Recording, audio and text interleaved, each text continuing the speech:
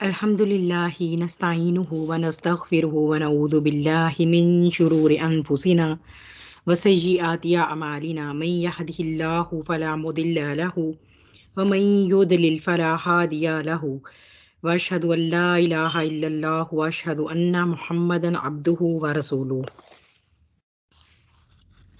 अम्मा बाद अऊज़ु बिल्लाहि मिनश शैतानिर रजीम बिस्मिल्लाहिर रहमानिर रहीम।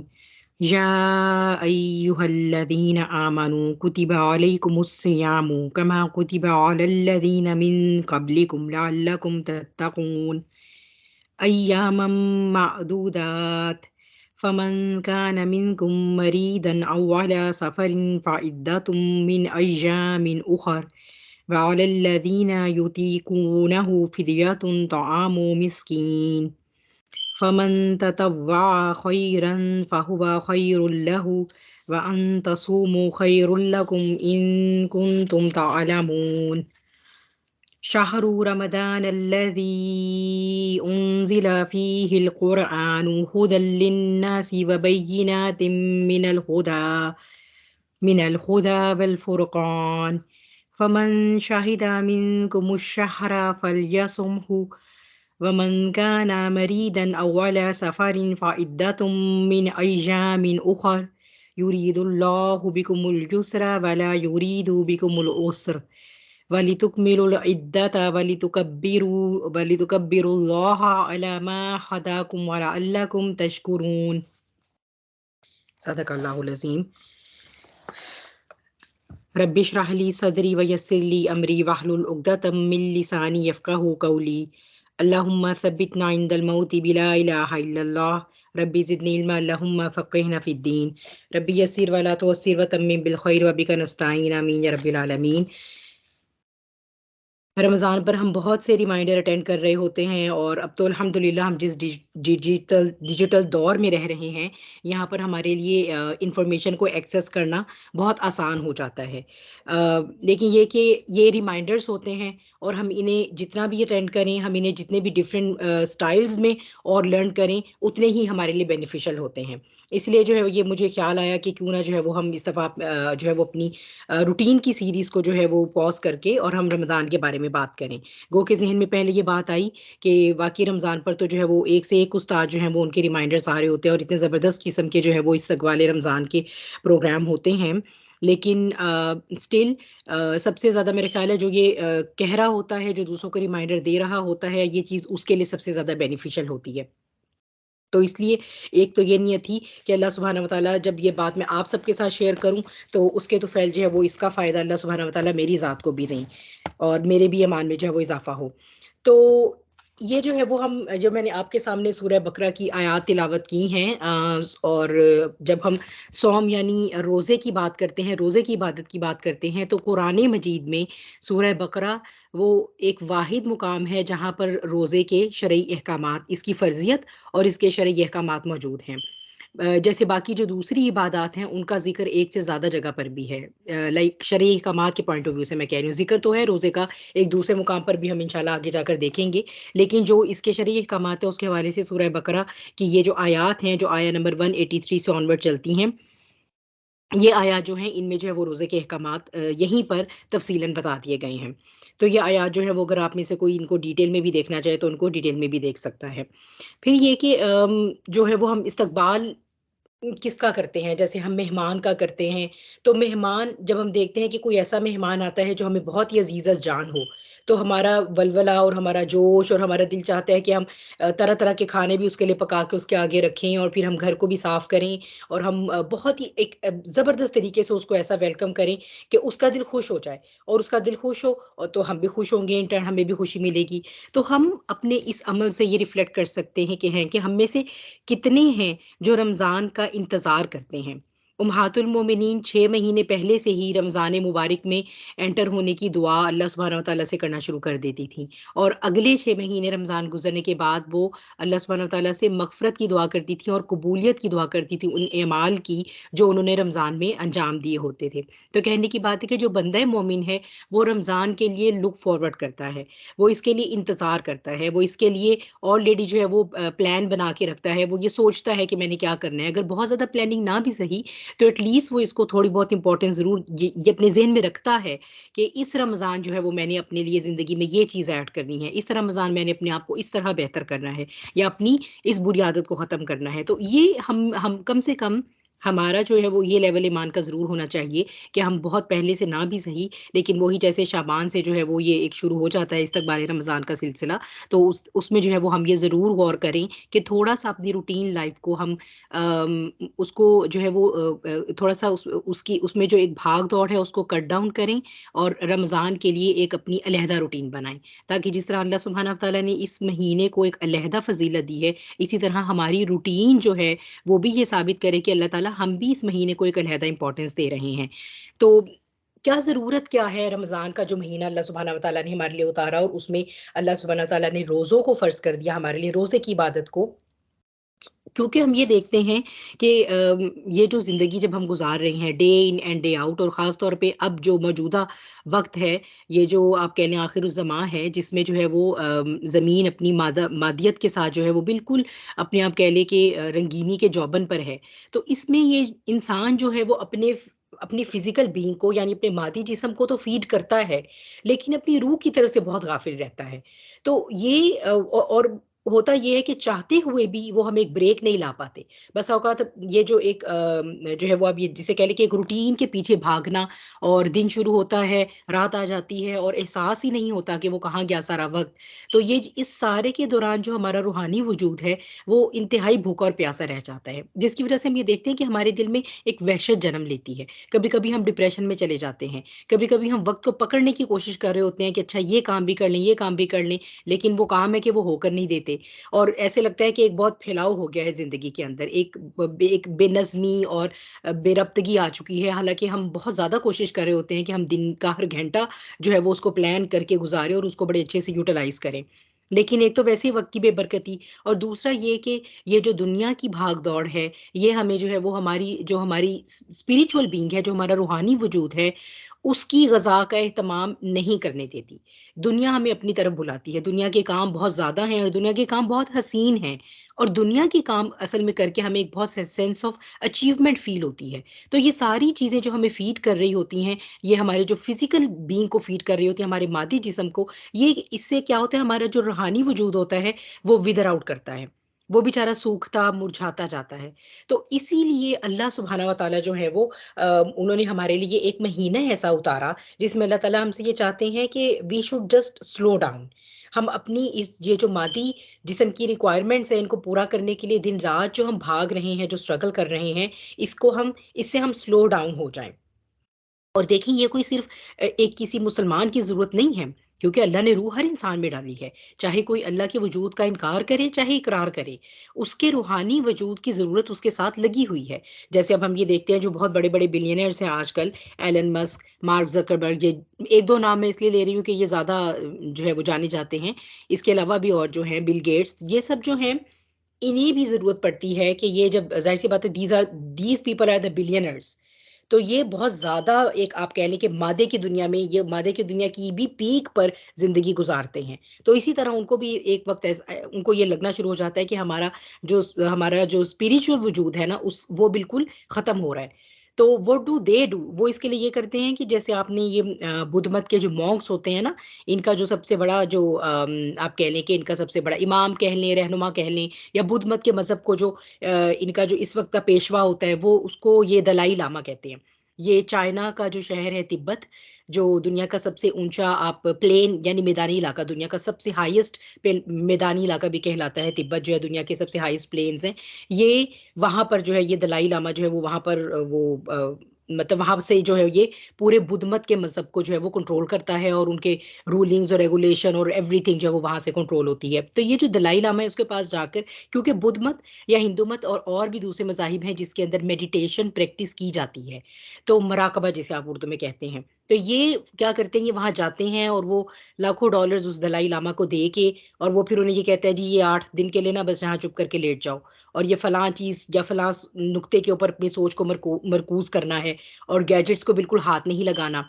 यानी ये एक सॉर्ट ऑफ आप कह लें कि एक हमारा स्पिरिचुअल डिटॉक्स होता है ना, कि हम जो है वो मेडिटेशन जो करते हैं, हम तो खैर अल्हम्दुलिल्लाह हमें तो इस्लाम इज़ अ कंप्लीट पैकेज, तो हमें तो इसी की इबादत जो हैं अगर हम इसको ठीक तरीके से कर लें विद द माइंडफुलनेस, तो ये एक्चुअली हमारे लिए मेडिटेशन बन जाएंगी। तो ये वो जो लाखों डॉलर देकर वो अपनी जो मेडिटेशन करते हैं, उससे भी वो हासिल नहीं कर पाते उस दर्जे की, आप कह लें रूहानी बालीदगी, उस दर्जे की जो है वो स्पिरिचुअल रिचार्ज वो फिर भी नहीं हासिल कर पाते जो अल्लाह सुब्हाना व तआला ने हमें रमज़ान के महीने में उसकी नेमत के तौर पर, उसके गिफ्ट के तौर पर अल्लाह सुब्हाना व तआला अता फरमाते हैं। अगर हम इस महीने को उस तरह से गुजारें जिस तरह के इसको गुजारने का हक है। तो ये अल्लाह सुब्हानहू व तआला ये कहते हैं कि मैंने तुम्हें एक ऐसा महीना दिया बिल्कुल फ्री ऑफ कॉस्ट। हमें कोई अल्लाह ताला को कोई बिलियन ऑफ डॉलर्स नहीं देने, कोई किसी स्कॉलर को भी पैसे नहीं देने, कुछ नहीं करना से और ऑन टॉप ऑफ दैट अल्लाह ताला ने हमें फैसिलिटेट करने के लिए कि हम ये प्रोसेस कर सकें अपनी रूहानी बालिदगी का, तो इसके लिए अल्लाह सुब्हानहू व तआला शयातीन को चेन कर देते हैं इस महीने में, शयातीन को जकड़ देते हैं, which is why we feel that performing any you know like any act of नेकी is so easy in this month। यानी इतना ज़्यादा फैसिलिटेट हो जाती है ये चीज़, वो जो फ्रिक्शन आ रही होती है शैतान की वजह से, और फिर एक हमारा अपना नफ्स है, हमारा अंदर है, और फिर हमारा बाहर, हमारे बाहर से शैतान के वसाविस हैं, ये सब चीज़ें मिलकर जो हमें बाकी महीनों में नेकी के करीब नहीं जाने देती, अल्लाह सुब्हानहू व तआला से ताल्लुक़ नहीं बनाने देती। अल्लाह सुब्हानहू व तआला ये कहते हैं कि मैंने इस महीने में तुम्हें फैसिलिटेट किया, मैंने उसको चेंज कर दिया एटलीस्ट, यानी आप ये देखें कि 50% ऑफ द रेजिस्टेंस कम हो गई। इसीलिए हम सब जो है ये हम सबका एक बड़ा आम मुशाहिदा है, एक आम तजुर्बा है कि हम इसे गुजरते हैं कि हमें रमज़ान में रोज़ा रखना भी आसान लगता है, और हमें रमज़ान में कोई भी नेकी का काम आसान लगता है, और बाकी जैसे ही एक रमज़ान का चांद नज़र आता है उससे लेकर और शवाल का चांद नज़र आने तक, हालांकि हमारी रूटीन बाकी सारे महीनों की निस्बत थोड़ी टफ हुई होती है रमज़ान में, और हमारी रूटीन डिफरेंट भी हुई होती है, और हम थोड़ा-सा चीज़ों को ऊपर-नीचे होकर भी मैनेज कर रहे होते हैं, लेकिन स्टिल एक वो जो एक एक बरक़ा है जो हम अपने इर्द-गिर्द, एक नूर या एक रहमत, एक कम्फ़र्ट, एक आसूदगी, सुकून, सकीना जो हम और पीस फ़ील करते हैं ना, वो बिल्कुल कंपेरेबल नहीं है और किसी भी थेरेपी से। तो ये अल्लाह सुब्हानहू व तआला ने हमें ये महीना इसलिए दिया है ताकि हम जो इस दुनिया की शोरश है उसको साइड पे रख के थोड़ी देर के लिए और अपनी रूहानी बालिदगी का इंतज़ाम करें, और ये कि अपने अंदर कोई ट्रांसफ़ॉर्मेशन लेकर आएँ। क्योंकि देखिए मेडिटेशन करने का भी यही पर्पस है, और हमारे लिए तो हम मेडिटेशन भी जो है we practice the meditation at its excellence, क्योंकि एक तो होता है खाली मेडिटेशन है जो जैसे कि जो दूसरे मज़ाहिब में की जाती है कि आपको वो कोई ना कोई एक सोच का पॉइंट दे देते हैं, या वो आपके लिए कोई सामने कोई लाइट का एक नुक्ता होता है और वो कहते हैं कि आपने इसके ऊपर कंसंट्रेट करना है। हम मेडिटेट करते हैं थ्रू इबादा, ये वो इबादतें हैं। फॉर एग्ज़ाम्पल अल्लाह सुब्हानहू व तआला का ज़िक्र है तो हमें उसमें फ़ोकस होना है। अगर हम कुरान पढ़ रहे हैं तो हमें उस पर तदब्बुर करना है। यानी तदब्बुर और तफक्कुर क्या है? ये एक थॉट प्रोसेसिंग है ना? हम थॉट अपनी सोच को प्रोसेस कर रहे हैं ना, फिर हम हमारी ब्रेन की फ़ोकसिंग एबिलिटी बढ़ती है। फिर जो है वो हम जब नमाज़ पढ़ रहे हैं तो नमाज़ में भी क्या है कि फ़ोकस हो किसकी तरफ? अल्लाह रब्बुल आलमीन की तरफ। तो ये जो हमारी जो मेडिटेशन है ना, ये है दीज़ आर थ्रू इबादा, और इबादा के ज़रिए हासिल की जाने वाली मेडिटेशन, इंसान के अंदर अगर तो वो वाक़ई एक खुलूस नियत के साथ की गई है, तो वो उसको ट्रांसफ़ॉर्म करती है। उसके अंदर एक तब्दीली लेकर आती है। इसीलिए हमारे हमारे लिए ये बात बहुत ही लम्हा फ़िक्रिया है कि हम ये देखते हैं कि रमज़ान गुज़र जाता है, तो हम अपनी पुरानी डगर पे वापस चले जाते हैं। हम में तो तब्दीली आती ही नहीं। तो एक्चुअली इसका क्या मतलब है? इसका ये मतलब है कि हम रमज़ान के महीने को उस तरह नहीं गुज़ार रहे जिस तरह को गुज़ारा जाना चाहिए था। वो जो मेडिटेशन इसके अंदर हमें करनी चाहिए थी, हमने वो मेथड ही नहीं अपनाया। तो इसके लिए हम देखते हैं, आगे चलते हैं कि ये जो अल्लाह सुब्हानहू व तआला ने महीना दिया है, इसमें क्या रहा है? इसमें ये आपके सामने जो है वो मैंने एक मुत्तफ़िकुन अलैहि हदीस है, मुत्तफ़िकुन अलैहि वो होती है जो सही बुखारी और सही मुस्लिम दोनों में मेंशन्ड हो। तो इसमें ये जो है वो अबू हुरैरा रज़ियल्लाहु ताला अन्हो से जो है वो रिवायत है। नबी करीम सल्लल्लाहु अलैहि वसल्लम फरमा रहे हैं, जब रमज़ान आता है तो आसमान के दरवाज़े खोल दिए जाते हैं, या एक दूसरी रिवायत में है कि जन्नत के दरवाज़े खोल दिए जाते हैं और जहन्नुम के दरवाज़े बंद कर दिए जाते हैं, और शयातीन को जकड़ दिया जाता है। और इसी तरह एक और जो सही रिवायत है उसमें ये है कि रहमत के दरवाज़े खोल दिए जाते हैं। यानी इतनी बड़ी-बड़ी चेंजेज़ आ रही हैं आलिमुल गाइब में। आप सोचिए ना, जन्नत और जहन्नुम इतनी बड़ी मखलूक़ात हैं अल्लाह सुब्हानहू व तआला की, हम तो इमेजिन ही नहीं कर सकते। इंसान तो अभी ये इस वक़्त पे आके भी, यानी 21वीं सदी, वो भी 21वीं सदी उसके काउंटेबल कैलेंडर की सदी है। उससे पहले के जो इंसान गुज़रे हैं प्री हिस्टोरिक इरा के, वो तो इंसान जो है वो सिर्फ़ अंदाज़ा ही लगा सकता है, मेबी 6000 ईयर्स थे, 8000 ईयर्स थे, हम नहीं कुछ कह सकते। यानी इतना सा वक़्त हुआ है इंसान को ज़मीन पर, और इतने हज़ारों साल के बाद भी इंसान अभी भी इस काबिल नहीं हो सका कि ये जो ज़मीन जिस पर हम चलते हैं और ये जो आसमानी दुनिया जो हमें अपनी आँखों से नज़र आता है, इसके दरमियान की कायनात की कैलकुलेशन पर ही वो किसी तरह काबू में लाए। वो वही कैलकुलेशन इतनी ज़्यादा है कि वो ही बेकाबू है, अभी इंसान के काबू में नहीं आती। हालाँकि इंसान ब्लैक होल को भी देख चुका है। साइंटिफिकली हम देखते हैं तो इंसान इस वक़्त अपनी मादा परस्ती जो साइंटिफिक इवैल्यूएशन के लिए है, उसके इतने पीक पर है कि बिल्कुल दज्जाल के दौर में एंटर हो चुका है। और दज्जाल जो है वो तारीख़ इंसानी का एक ऐसा, दज्जाल का ज़ाहिर होना एक ऐसा दौर होगा जो टेक्नोलॉजी की पीक होगा। ना उससे पहले कभी इंसान टेक्नोलॉजी की पीक पे गया था इतने, और ना उसके बाद जाएगा। तो इसका ये मतलब हुआ कि अभी भी इंसान इस काबिल नहीं है, और ये वो है जो जन्नत का सिर्फ़ एक दर्जा है। ये ज़मीन और आसमान जन्नत का सिर्फ़ एक दर्जा बनाते हैं। और अल्लाह सुब्हानहू व तआला से ये हमें सही हदीस है जो है वो ये अल्लाह सुब्हानहू व तआला ने हमें ये इल्म दिया है कि जन्नत के 100 दर्जे हैं। यानी हम इमेजिन ही नहीं कर सकते। और जहन्नुम एक ऐसी, जब क़यामत के दिन लाई जाएगी तो इतनी बिखरी हुई मखलूक होगी कि 70,000 ज़ंजीरों में उसको जकड़ा गया होगा, और एक-एक ज़ंजीर को 70,000 फ़रिश्तों ने पकड़ा होगा। और फ़रिश्ते कैसी मखलूक है, कितनी बड़ी हैं, अभी तो हम इसके बारे में भी नहीं सोच सकते। ये हमारी, यानी इतनी इतनी बड़ी चेंजेज़ आ रही हैं। इतनी बड़ी-बड़ी मखलूक़ात में अल्लाह सुब्हानहू व तआला ने जहन्नुम के दरवाज़े बंद किए, जन्नत के दरवाज़े खोले, शयातीन को जकड़ दिया, उनको चेन कर दिया, for whole for whole 1 good month, for the period of 29 to 30 days। लेकिन क्यों? ये सब इतनी जो बड़ी चेंजेज़ है, पहली बात तो ये कि जो आलिमुल गाइब में ये चेंजेज़ आ रही हैं, क्या ये आलिमुल ज़ाहिर में भी कोई चेंज लेकर आती हैं? बिलाशुबा लेकर आती हैं, क्योंकि रहमत के दरवाज़े खुल गए, जन्नत के दरवाज़े खुल गए, जहन्नुम के बंद हुए, शयातीन चेन हो गए। तो ये सब चीज़ें उसी सकीनत को लेकर आती हैं जिसका मैं आपसे ज़िक्र कर रही हूँ। जैसे ही चाँद रमज़ान का नज़र आता है, उससे लेके शव्वाल का चाँद नज़र आने तक हम अपने इर्द-गिर्द किस कदर सकीना महसूस करते हैं। अगर हम वो महसूस भी नहीं करते तो फिर हमें बैठ के रोना चाहिए अपने ईमान के लेवल पे। एक आम मुसलमान भी, जो गुनहगार मुसलमान भी होता है, वो बिलाशुबा उस सकीना को, उस पीस को, उस ब्लेसिंग को, उस बरका को महसूस करता है रमज़ान के महीने में। तो ये जो आलिमुल गैब की चेंजेज़ हैं, ये आलिमुल ज़ाहिर में हमारे लिए बरकत और रहमत बनकर हमें बिल्कुल, एक आप कह लें कि टेंजिबल फ़ील होती हैं।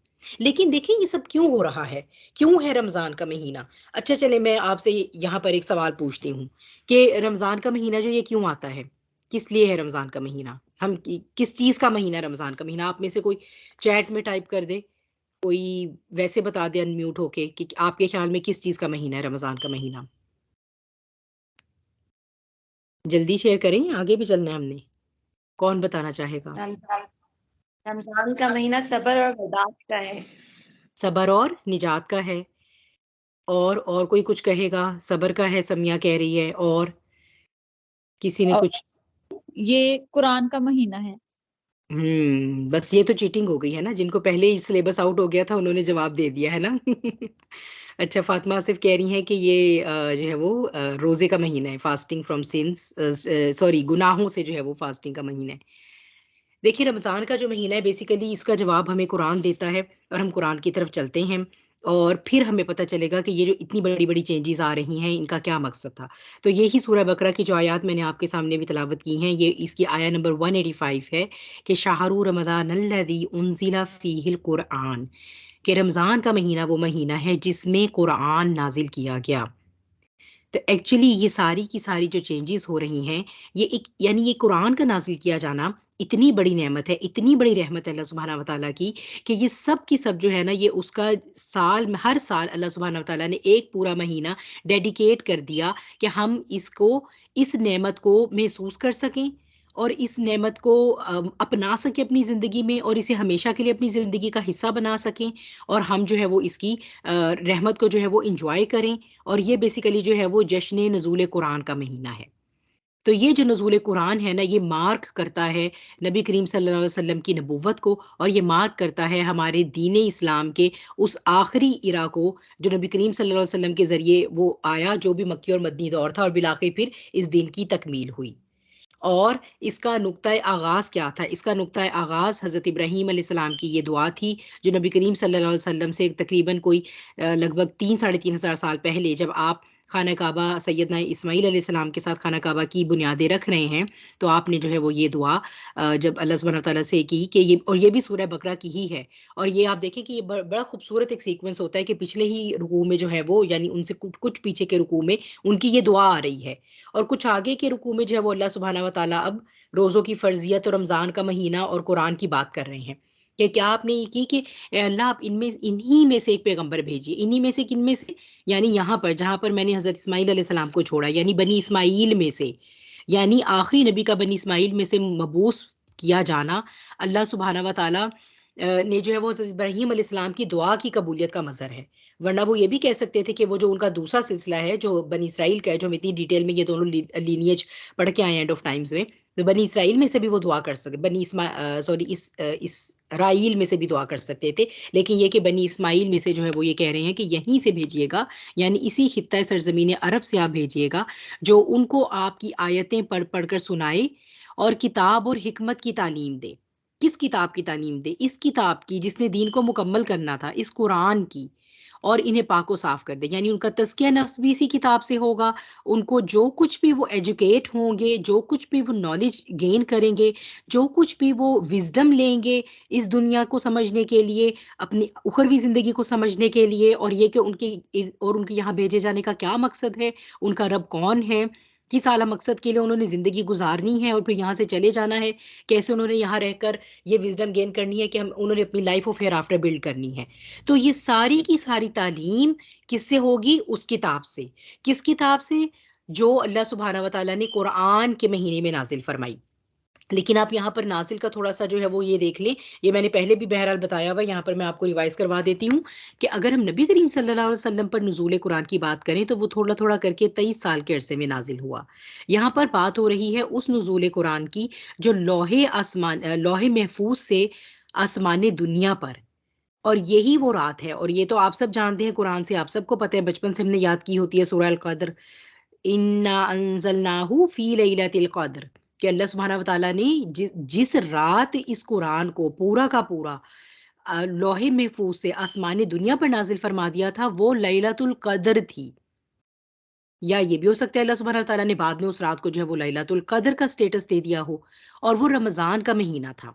और ये महीने जो है वो कोई नबी करीम सल्लल्लाहु अलैहि वसल्लम के आने के बाद फाइनल नहीं हुए। ये तो अल्लाह सुब्हानहू व तआला कुरान में और जगह भी फरमाते हैं ना, सूरह तौबा में भी, कि महीनों की तादाद तो 12 है, शुरू से लौहे महफूज़ में लिखी हुई है। तो वो ये महीने तो ऐसे ही थे। तो अल्लाह सुब्हानहू व तआला ने जिस महीने में फिर कुरान को आसमानी दुनिया पर उतारा, और वहाँ से फिर ये कुरान जो है वो थोड़ा-थोड़ा करके 23 साल के अरसे में नबी करीम सल्लल्लाहु अलैहि वसल्लम पर उसकी तंज़ील हुई, यानी उसको ग्रेजुअली जो है वो उतारा गया। तो ये बेसिकली उस महीने को फिर अल्लाह सुब्हानहू व तआला ने मार्क कर दिया। यानी जब ये आसमानी दुनिया में आ गया, तो इसका क्या मतलब हुआ कि अब जो है अल्लाह सुब्हानहू व तआला अपने दीन की फाइनल फॉर्म को अब फाइनल करने जा रहे हैं दुनिया के लिए। अब अल्लाह ताला नोए इंसानी के लिए रहती दुनिया तक, जब तक क़यामत नहीं आएगी, उस वक़्त तक एक ऐसा नुस्ख़ा अल्लाह सुब्हानहू व तआला ने नाज़िल फरमा दिया है, जिसके शरई अहकामात भी आफ़ाक़ी हैं, और जिसकी हिकमत भी आफ़ाक़ी है, और जिसके अकायद भी आफ़ाक़ी हैं। यानी चाहे आप अकीदा ले लें, चाहे आप शरई अहकामात लें, ऐसा हम नहीं कह सकते कि 5 वक़्त की नमाज़ जो है वो आज से 1400 साल पहले ही रेलेवेंट थी, आज हमारे लिए रेलेवेंट नहीं है। तो जो अहकामात अल्लाह सुब्हानहू व तआला ने इसके अंदर उतार दिए, वो हमारे लिए आफ़ाक़ी हैं, और अब से चाहे कोई 10,000 साल बाद भी इंसान आएगा, वो उसके लिए उतने ही रेलेवेंट होंगे। उसे ऐसे ही लगेगा जैसे कुरान अभी उसी के वक़्त पर कहीं आया, ये किताब इतनी, यानी कोई रिसेंटली शायद इसका कोई एडिशन आया है, और ये मेरे से बिल्कुल ऐसे, ये तो मेरी आजकल के हालात से रिलेट कर रही है। तो यही इस किताब का एजाज़ है, और ये है इस किताब की वो अज़मत, जिसके लिए अल्लाह सुब्हानहू व तआला ने हर साल फिर इस महीने को ख़ास कर दिया है कि हम इस महीने की अज़मत को, कि हम कुरान की अज़मत को समझें। तो बेसिकली जो है वो, जैसे जो है वो हमारी माइंड प्रोग्रामिंग हुई होती है, जब हम रमज़ान को, बचपन से हमारी होती है, रमज़ान सोचते हैं तो हमें फ़ास्टिंग या हमें रोज़े याद आते हैं। तो हमने अपनी माइंड प्रोग्रामिंग रीप्रोग्राम करना है अपने माइंड को इस तरह से कि जब हम रमज़ान सोचें तो हमें कुरान का ख्याल आए, हमें ये ख्याल आए कि ये महीना कम से कम हम इस महीने में तो कोई ताल्लुक बनाए ना इस किताब के साथ, जिससे हम पूरा पूरा साल पूरी पूरी जिंदगी अपनी गफलत में गुजार कर आ चुके हैं। लेकिन अब अल्लाह ताला हमें ये टाइम दे रहा है, और अब चूंकि शैतान को भी चेंज कर दिया गया है, कम से कम मेरा 50% काम तो कम हुआ हुआ है। तो मैं जो हूँ वो एटलीस्ट वो जो अब मेरा नफ्स है अंदर का ही रह गया ना, नफ्स ही रह गया, उसको टेम करना है। तो उसको टेम करने के लिए मैं भरपूर फायदा उठा रहा हूँ इस महीने से, और मैं इस महीने में अपना कुरान के साथ कोई ताल्लुक ऐसा जरूर बनाऊं जो पहले नहीं था। अगर कोई भी नहीं था तो कुछ तो बनाऊं, या अगर पहले से कुछ था उसको और बढ़ाऊं, उसको इम्प्रूव करूं, और फिर उसको लेकर मैं अपने आप को ऐसे ट्रांसफॉर्म करूं कि जब मुझे कोई देखे, या जब किसी एक ऐसे इंसान को देखा जाए जिसकी जिंदगी में कुरान नहीं है, तो देखने वाले को फर्क नजर आए। ये है वो मकसद इस महीने का, और ये है वो मकसद कुरान को उतारे जाने का। तो कुरान को इसके में मैंने ना एक हदीस है जो नहीं डाली मैं, लेकिन आप लोगों के साथ शेयर करती हूँ क्योंकि उसकी सनद ज़ईफ है, तो इसलिए मैंने इधर इसमें नहीं डाली आपके लिए। ये है कि हज़रत सलमान सलमान फारसी रज़ी अल्लाह ताला अन्हो जो हैं, वो ये उनसे ये रिवायत है कि जो शाबान का आखिरी दिन था, तो नबी करीम सल्लल्लाहु अलैहि वसल्लम ने एक खुतबा इरशाद फरमाया। तो नबी करीम सल्लल्लाहु अलैहि वसल्लम ने जो खुतबा इरशाद फरमाया, उसमें उन्होंने आपने फरमाया कि ए लोगो, तुम पर एक बहुत अजमतों वाला महीना साया फिगन हो गया है। साया फिगन हो गया है मतलब, यानी कि वो जिसे हम कहते नहीं है कि coming events cast their shadows before, कि कोई बड़ा काम होने लगता है तो उसकी तैयारियां पहले से ही नजर आना शुरू हो जाती हैं, उसके आसार। जैसे अगर आप कभी ईद पर निकले, तो अब किसी इस्लामी मुल्क में रहते हैं तो आपको बाजारों की डेकोरेशन पहले से नजर आना शुरू हो जाएगी आखिरी अशरे से ही। या अगर आप किसी नॉन मुस्लिम कंट्री में रहते हैं तो आपको क्रिसमस की सेलिब्रेशंस महीना पहले से जो है वो होनी शुरू हो जाएंगी। तो इस तरह यानी कि ये एक ऐसा बरकतों वाला महीना है जिसकी बरकतें और रहमतें, अभी शाबान चल रहा है लेकिन इसकी जो है वो हमारे ऊपर लूम कर रही हैं। ये वो महीना है कि जिसमें एक रात वो भी है कि जो 1000 महीनों से बेहतर है। अल्लाह ने इस महीने का रोजा रखना फर्ज करार दे दिया है, और इसके कयामुल लैल को आज़ाद मर्जी पर छोड़ दिया है। यानी for us to get the maximum benefit from the Quran, ठीक है। अब आपने ये बात ज़हन में रखनी है कि everything is rotating about the Quran, ठीक है। किस तरह कुरान से जो है वो हम ज़्यादा से ज़्यादा फ़ायदा उठा सकते हैं, उसके लिए अल्लाह सुब्हानहू व तआला ने 2 ट्रेनिंग प्रोग्राम इस महीने में रखे हैं। एक है दिन का और एक है रात का। और जो दिन का है वो है ऑब्लिगेटरी, यानी कि वो फ़र्ज़ है। और वो क्या है? वो है रोज़ा रखना, खाने पीने और शहवानी जज्बात से रुक जाना, तलुए फजर से लेकर गुरूब आफ्ताब तक। ये है दिन का प्रोग्राम, ठीक है। ये दिन का ट्रेनिंग प्रोग्राम। और रात का ट्रेनिंग प्रोग्राम क्या है? क़यामुल लैल। क़यामुल लैल क्या है? यानी वो जो आप रात में, जिसे तहज्जुद भी कह सकते हैं आप, और जिसे जो है वो आप यानी इशा से लेकर और सुबह फजर तक जो है, जो भी रात के किसी भी हिस्से में अल्लाह सुब्हानहू व तआला की जो इबादत करना है उसे क़यामुल लैल कहते हैं। लेकिन उसे अल्लाह सुब्हानहू व तआला ने क्या किया है? आज़ाद मर्जी पर छोड़ दिया है, वॉलंटरी रख दिया है। क्योंकि ज़ाहिर सी बात है वो हर किसी की कैपेसिटी नहीं हो सकती, लिहाजा किसी को जॉब पर जाना है या किसी की कोई और काम है, तो इस तरह से उसे जो है वो अल्लाह सुब्हानहू व तआला ने मर्जी पर छोड़ दिया है। लेकिन ये कि जो इंसान इन दोनों ट्रेनिंग प्रोग्राम्स को, अपने दिन और अपने रात को जो है वो कुरान के ताबे ले आता है, कुरान के साथ कनेक्ट करके, दिन में रोज़ा रखते हुए और रात में उसी कुरान को जो है वो अपने नवाफ़िल में उसकी तिलावत करते हुए, या और भी किसी तरीके से उसकी तिलावत करे, या उसके साथ जो उसको देख कर पढ़े अपने नवाफ़िल में, तो ये वो इंसान है जो कमा हक्का हू इस महीने से फ़ायदा उठा सकता है। फिर ये कि हम ये देखते हैं कि जो ये थोड़ा-सा सौम के बारे में बात कर लेते हैं। रोज़ा जो है, जो अल्लाह सुब्हानहू व तआला ने फ़र्ज़ कर दिया है, जैसे अभी जो है वो आपके सामने मैंने ये वाली जो थी ना आयत के, जो है वो ये महीना है जिसमें कुरान नाज़िल किया गया, तो अब लाज़िम है कि जो जो भी इस महीने को पाए उसके ऊपर, यानी अब ये फ़र्ज़ है कि वो इस पूरे महीने के रोज़े रखेगा। अभी इससे पिछली आयत भी हैं जो वैसे रोज़े की फ़र्ज़ियत की, हम उस पर चलते हैं। लेकिन अल्लाह सुब्हानहू व तआला ये चाहते हैं कि कुरान के गिफ्ट को पूरी तरह या कमा हक्का हू इंटरनलाइज़ करने के लिए अल्लाह सुब्हानहू व तआला ने हमारे लिए सौम की इबादत जो है वो फ़र्ज़ की है। कोई और इबादत फ़र्ज़ नहीं की। ये नहीं कहा कि इस पूरा महीना जो है वो हर इंसान रोज़ तवाफ़ करेगा, या इस पूरा महीना जो है वो हर इंसान जो है वो कोई एक्स्ट्रा प्रेयर इस तरह की पढ़ेगा जो, और वो सब पर फ़र्ज़ होंगी, या ये कि इस पूरा महीना जो है वो चैरिटी इस शक्ल की जो है वो फ़र्ज़ हो जाएगी, तो ऐसा नहीं है। अल्लाह सुब्हानहू व तआला ने रोज़े की इबादत को इस महीने के लिए, इस महीने की अज़मत के लिए, इसकी सेलिब्रेशन के लिए, कुरान को समझने के लिए, उसको इंटरनलाइज़ करने के लिए हम पर फ़र्ज़ किया है। तो इसको देख लेते हैं थोड़ा-सा कि ये जो फ़र्ज़ियत थी, ये थी ग्रेजुअल, ठीक है? एकदम से रोज़ा फ़र्ज़ नहीं हुआ, उसकी फ़र्ज़ियत ग्रेजुअल थी। अब इसमें इस तरह से है, इसका बैकग्राउंड थोड़ा सा देखते हैं कि अहले अरब जो हैं वो चूंकि हम अरब में जो है वो कुरान नाजिल हुआ और नबी करीम सल्लल्लाहु अलैहि वसल्लम वहां से मबूस हुए, तो अहले अरब इस इबादत से नाआशना थे। यानी उनका अगर हम बैकग्राउंड देखें, दूसरे मज़ाहिब में तो थी, ज़ाहिर सी बात है। यहूदी और ईसाई उस वक्त तक दो ये बन चुके हुए थे इस्लाम से, ये बेसिकली इस्लाम से कट ऑफ होके ये दो सेक्ट ही बन गए ना। तो ये तो रोज़े रखा करते थे क्योंकि शरिया पहले अंबिया की जो थी उनमें भी रोज़े फ़र्ज़ किए गए थे। लेकिन ये जो अहले अरब थे ना, इनमें रोज़ा रखने का कोई कॉन्सेप्ट नहीं था। बाकी की इबादत ये किया करते थे, नमाज़ पढ़ते थे, तवाफ़ किया करते थे।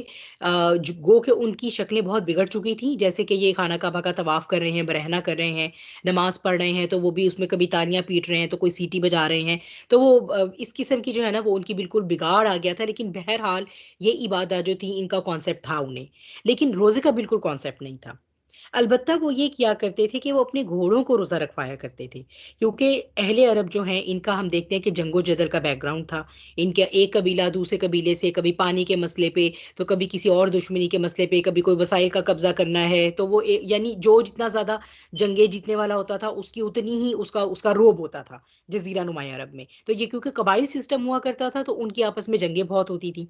तो जंगों के लिए अल्लाह सुब्हानहू व तआला ने उनको, यानी जैसी वो एक रेगिस्तानी इलाका है वो, उसमें उनको सस्टेनेंस के लिए जो वो 2 तरह का जानवर दिया था, दिए हुए थे। ऊँट और घोड़े दिए हुए हैं, अभी भी ख़ैर घोड़ा तो उस तरह इस्तेमाल नहीं होता और ना ही ऊँट, लेकिन अब हमारे पास सवारियाँ दूसरी हो गई हैं, तो ये इन दोनों जानवरों का इस्तेमाल करते थे। अब ऊँट उनके लिए बहुत मौज़ू था क्योंकि एक-एक हफ़्ता अगर उसको पानी ना मिले, खाने को ना मिले, या जैसे सहरा की वादी समूम चलती है, जो वो रेत वाला जिसे आप रेत वाली जो है वो लू कह सकते हैं, इंतहाई गर्म जो वो बर्निंग एयर होती है, और उसके अंदर रेत भी साथ उड़ती है। तो वो जो तूफ़ान है उससे प्रोटेक्शन के लिए अल्लाह सुब्हानहू व तआला ने उसको आई शील्ड एक दी होती है। तो इस हवाले से ऊँट उनके लिए बड़ा कारआमद जानवर था कि वो इधर से उधर जो भी उन्होंने अपनी नक़्लो-हमल करनी है उसके लिए। लेकिन प्रॉब्लम ये थी कि जब आप जंग में होते हैं तो फिर आपको घोड़े जैसा चुस्तो चाबंद जो है वो जानवर चाहिए। लेकिन घोड़ा एक बहुत आप कह रहे हैं नर्मो-नाज़ुक और एक ऐसा है जो नखरे उठवाने वाला जानवर है। और उस वो भूख और प्यास को बर्दाश्त करने की, या बहुत ज़्यादा गर्मी में जो है वो गर्मी के साथ विथस्टैंड करने की, या बादे समूम के साथ ये जो रेत का तूफ़ान होता है, ये इसके साथ विथस्टैंड करने की उसकी सलाहियत नहीं होती। अब अगर उसको लेकर के मैदानी जंग में जाएँ तो ज़ाहिर-सी बात है वहाँ तो सारे ये हालात हैं, क्योंकि वो तो रेगिस्तानी इलाका है, वहाँ भूख भी है, प्यास भी है और ये रेतीले तूफ़ान भी हैं। अब इन सब के साथ घोड़े को वो ट्रेन करने के लिए, क्योंकि अगर एक अनट्रेन्ड घोड़ा वो ले जाएँगे तो वो बिदक जाएगा और ऐन जंग के मैदान में ज़ाहिर-सी बात है वो अपने सवार को गिरा देगा, और जिसकी वज़ह से वो फिर वो उनके लिए फ़ीज़िबल नहीं था। इसीलिए वो ये क्या करते थे कि अपने घोड़ों को सौम रखवाया करते थे। अपने घोड़ों को वो भूखा प्यासा रखा करते थे सर्टेन पीरियड ऑफ टाइम्स के लिए, ताकि यानी वो इस तरह से अपने घोड़ों को एक आप कह लें सॉर्ट ऑफ लगाम डालते थे, ताकि ये घोड़े ट्रेन हो सकें, और फिर ये जब हम इन्हें जंगों में इस्तेमाल करें तो ये हमारे जो है ना वो जिसे आप कहते हैं कि शाहसवार, ये हमारे जो है ना वो इस तरह के हमारे जो है वो हमारे लिए हेल्पफुल बन जाएँ। ठीक है? इंस्टेड के ये हमारे लिए वहाँ पर प्रॉब्लम करें, तो वो उनको ट्रेनिंग करने के लिए उनके मुँह बाँध दिया करते थे, और उनको बादे समूम यानी जो तूफ़ान होता था, ये रेत की लू होती थी, उसकी तरफ उनका मुँह कर देते थे। तो वो फिर उनकी आँखों में पड़ती थी, और वो इस तरह मतलब वो उनको ग्रेजुअली उनकी ट्रेनिंग किया करते थे कि किस तरह ये हमारे लिए यूज़फुल होंगे मैदानी जंग में। तो ये इस प्रैक्टिस को ना वो सौम कहा करते थे, और सौम का जो लिटरल मीनिंग है ये होता है रुक जाना। ठीक है? तो यानी इस तरह से वो अपने घोड़ों को रोक देते थे खाने-पीने से। बहरहाल ये प्रैक्टिस उनके यहाँ होती थी, लेकिन वो खुद इस इबादत को प्रैक्टिस नहीं करते थे। जब नबी करीम सल्लल्लाहु अलैहि वसल्लम की बइसत हुई, आपने नबूवत का ऐलान फरमाया और मक्की दौर गुज़रा, तो आप मदनी दौर में जब आप गए, उस वक़्त तक भी जो है वो रोज़े की इबादत का कॉन्सेप्ट नहीं था, जो मुसलमान हो चुके थे उनमें भी नहीं था। जब वहाँ गए तो आशूरा का रोज़ा रखते अहले यहूद को देखा आप सल्लल्लाहु अलैहि वसल्लम ने, तो फिर आपने उनसे ये पूछा कि ये क्या है? तो फिर उन्होंने कहा कि ये चूँकि 10 मुहर्रम को हज़रत मूसा अलैहि सलाम को अल्लाह सुब्हानहू व तआला ने फ़िरौन से निजात दी थी, तो हम अल्लाह के शुक्राने के तौर पे जो है ये रोज़ा रखते हैं। तो आप सल्लल्लाहु अलैहि वसल्लम ने फिर फरमाया कि हमारी निस्बत तो मूसा के साथ ज़्यादा है, तो इसलिए ये हमारा ज़्यादा हक है कि हम ये रोज़ा रखें। तो फिर आपने तब से जो है ये एक रोज़ा रखा था, और आपने इस बात का इरादा फरमाया था, इस बात का इरादा किया था, नियत की थी कि अगर अगले साल मेरी ज़िंदगी रही, तो इसके साथ या मैं 9 का या 11 का मिलाकर रखूँगा, ताकि हम यहूदियों से डिफरेंशिएट हो जाएँ। तो इस तरह से वो एक रोज़ा रखने से जो है वो थोड़ा-सा जो उस वक़्त के मुसलमान थे वो ग्रेजुअली उसके साथ इस अमल के साथ, भूखा प्यासा रहने के इस अमल के साथ जो है वो उनकी जो है वो आप कह लें कि जान-पहचान हुई। फिर जो है वो दूसरे नंबर पर हम ये देखते हैं कि अय्याम बैद के रोज़े थे। ये 3 रोज़े हैं 13, 14, 15 जो हर महीने का आप कह लें कि जो हमारा लूनर कैलेंडर है, ठीक है? जो हमारे रोज़े आते हैं, जो हमारे इस्लामी कैलेंडर है, उसकी 13, 14, 15 तारीख को अय्याम बैत के रोज़े रखना, ये अभी भी बहुत ज़्यादा फ़ज़ीलत के हामिल है और इवन रमज़ान के रोज़े फ़र्ज़ होने के बाद भी अय्याम बैत के रोज़े नबी करीम सल्लल्लाहु अलैहि वसल्लम रखते रहे और भी बहुत से सहाबा इकराम रखते रहे। तो दूसरे नंबर पर हम ये देखते हैं कि ये वो आयत है जो उससे पिछली आयत है, आयत नंबर 183 सूरह बकरा की, कि जहाँ पर जो है वो रोज़ों की फ़र्ज़ियत की बात हो रही है, तो यहाँ पर बात हो रही है अय्यामम मादूदातिन, यानी ये गिनती के चंद दिन हैं।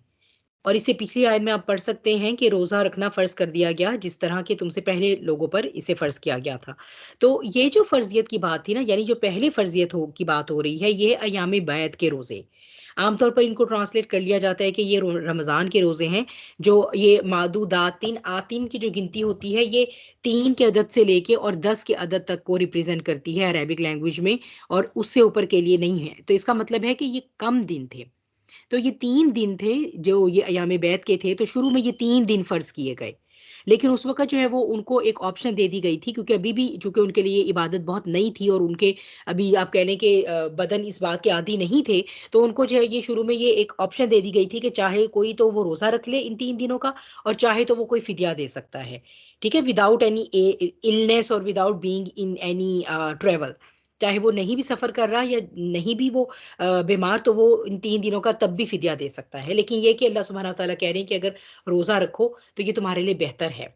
क्यों? क्योंकि रोज़ा की जो ट्रेनिंग है, जो रोज़ा एक नफ्स के ऊपर जो है वो उसको जिस तरह से मोल्ड करेगा, जिस तरह उसको टेम करने में हमें हेल्प करेगा, उस तरह से जो है वो फ़िदया देना तो हेल्प नहीं करेगा ना। तो इस तरह बहरहाल ये अय्याम बैत के 3 रोज़े पहले उनके ऊपर फ़र्ज़ हुए और वो इसलिए कि चलो ये 3-3 होंगे और थोड़े मतलब काउंट में भी कम है और इस तरह ये कि ये हर महीने आएँगे और हर महीने आने से वो गर्मियों के मौसम में भी प्रैक्टिस हो जाएगी रोज़ा रखने की और सर्दियों के मौसम में भी प्रैक्टिस हो जाएगी। तो फिर इस तरह से जो है वो पहले अशूरा के रोज़े से नंबर 2 पर अय्याम बैत के रोज़े फ़र्ज़ हुए और उसके बाद जो है वो नंबर 3 पे फिर हमारे पास रमज़ान के रोज़ों की फ़र्ज़ियत आ गई और उसमें यही आयत है जो इसी आयत के बाद वाली आयत है, जिसमें अल्लाह सुब्हानहू व तआला ने फ़रमा दिया कि अब जो शख़्स इस महीने को पाए यानी रमज़ान के महीने को, तो वो भी इस पूरे महीने के रोज़े रखे और अब इसमें जो है वो कोई छूट नहीं है। अय्याम बैत में छूट थी कि कोई रोज़े नहीं भी रखना चाहता, तो वो फ़िदया दे सकता है, इसमें छूट नहीं है। लेकिन ये कि हाँ, कोई मरीज़ हो, कोई सफ़र पे है तो वो उसका काउंट बाद में पूरा करे, लेकिन बहरहाल जो बिल्कुल ठीक है, सेहत की हालत में है, वो इस पूरे महीने के रोज़े अब उस पर फ़र्ज़ हो गए हैं। और ये कि अगर कोई परमानेंटली अब सिक है और जो नहीं रिकवर कर सकता, उस बीमारी से अब उसको कोई होप नहीं है, तो उसके लिए जो है वो फ़िदये का ऑप्शन खुला है। तो इस तरह से जो है ये हम देखते हैं कि ग्रेजुअली फ़र्ज़ हुए आशूरा के रोज़े से अय्याम बैत के रोज़े, अय्याम बैत के रोज़े से फिर रमज़ान के 30 रोज़े जो है वो अल्लाह सुब्हानहू व तआला ने फ़र्ज़ किए। फिर जो है वो हम इसमें चलते हैं कि ये जो सौम है, ये किस तरह से हम प प्रैक्टिस करें? इसके क्या लेवल हैं? वो लेवल हम अचीव करें जिसकी वजह से हम जो है वो रमज़ान के महीने से कमा-हक़्क़ा फ़ायदा उठा सकते हैं। तो ये लेवल ऑफ़ फ़ास्टिंग है जो मैं आपके साथ आज शेयर करना चाहती हूँ कि अस्सयामु से सौम के लेवल पर और सौम के लेवल से तक़वा के लेवल को अचीव करना, ये है हमारा रमज़ान का आप कह लें एक जर्नल गोल या जर्नल प्लानर प्लानर तो नहीं कहना चाहिए, एक जर्नल जो हमारा टारगेट है, वो ये होना चाहिए। अब उसको अचीव करने के लिए हर कोई अपने-अपने हिसाब से प्लानर बना सकता है। तो इसमें जो है वो लेवल ऑफ़ फ़ास्टिंग में इससे पहले कि मैं आगे चलूँ, मैं आपके साथ एक ये बात शेयर कर दूँ कि जैसे ये जो इबादत है अल्लाह सुब्हानहू व तआला ने हमसे पहली भी उम्मतों को दी हुई थी।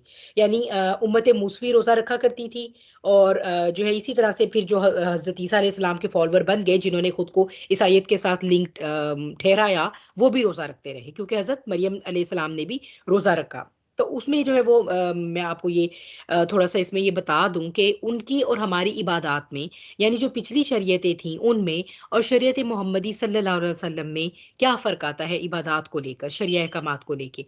तो हम ये देखते हैं कि यहूदी जो रोज़ा रखा करते थे, उस रोज़े में वो उनके लिए सहरी नहीं थी। जब वो रोज़ा अपना इफ्तार करते थे, तो जब तक वो जाग रहे हैं, उन्होंने जो कुछ खा लिया, खा लिया। जब एक दफ़ा सो गए, तो उनका दोबारा रोज़ा स्टार्ट हो जाता था।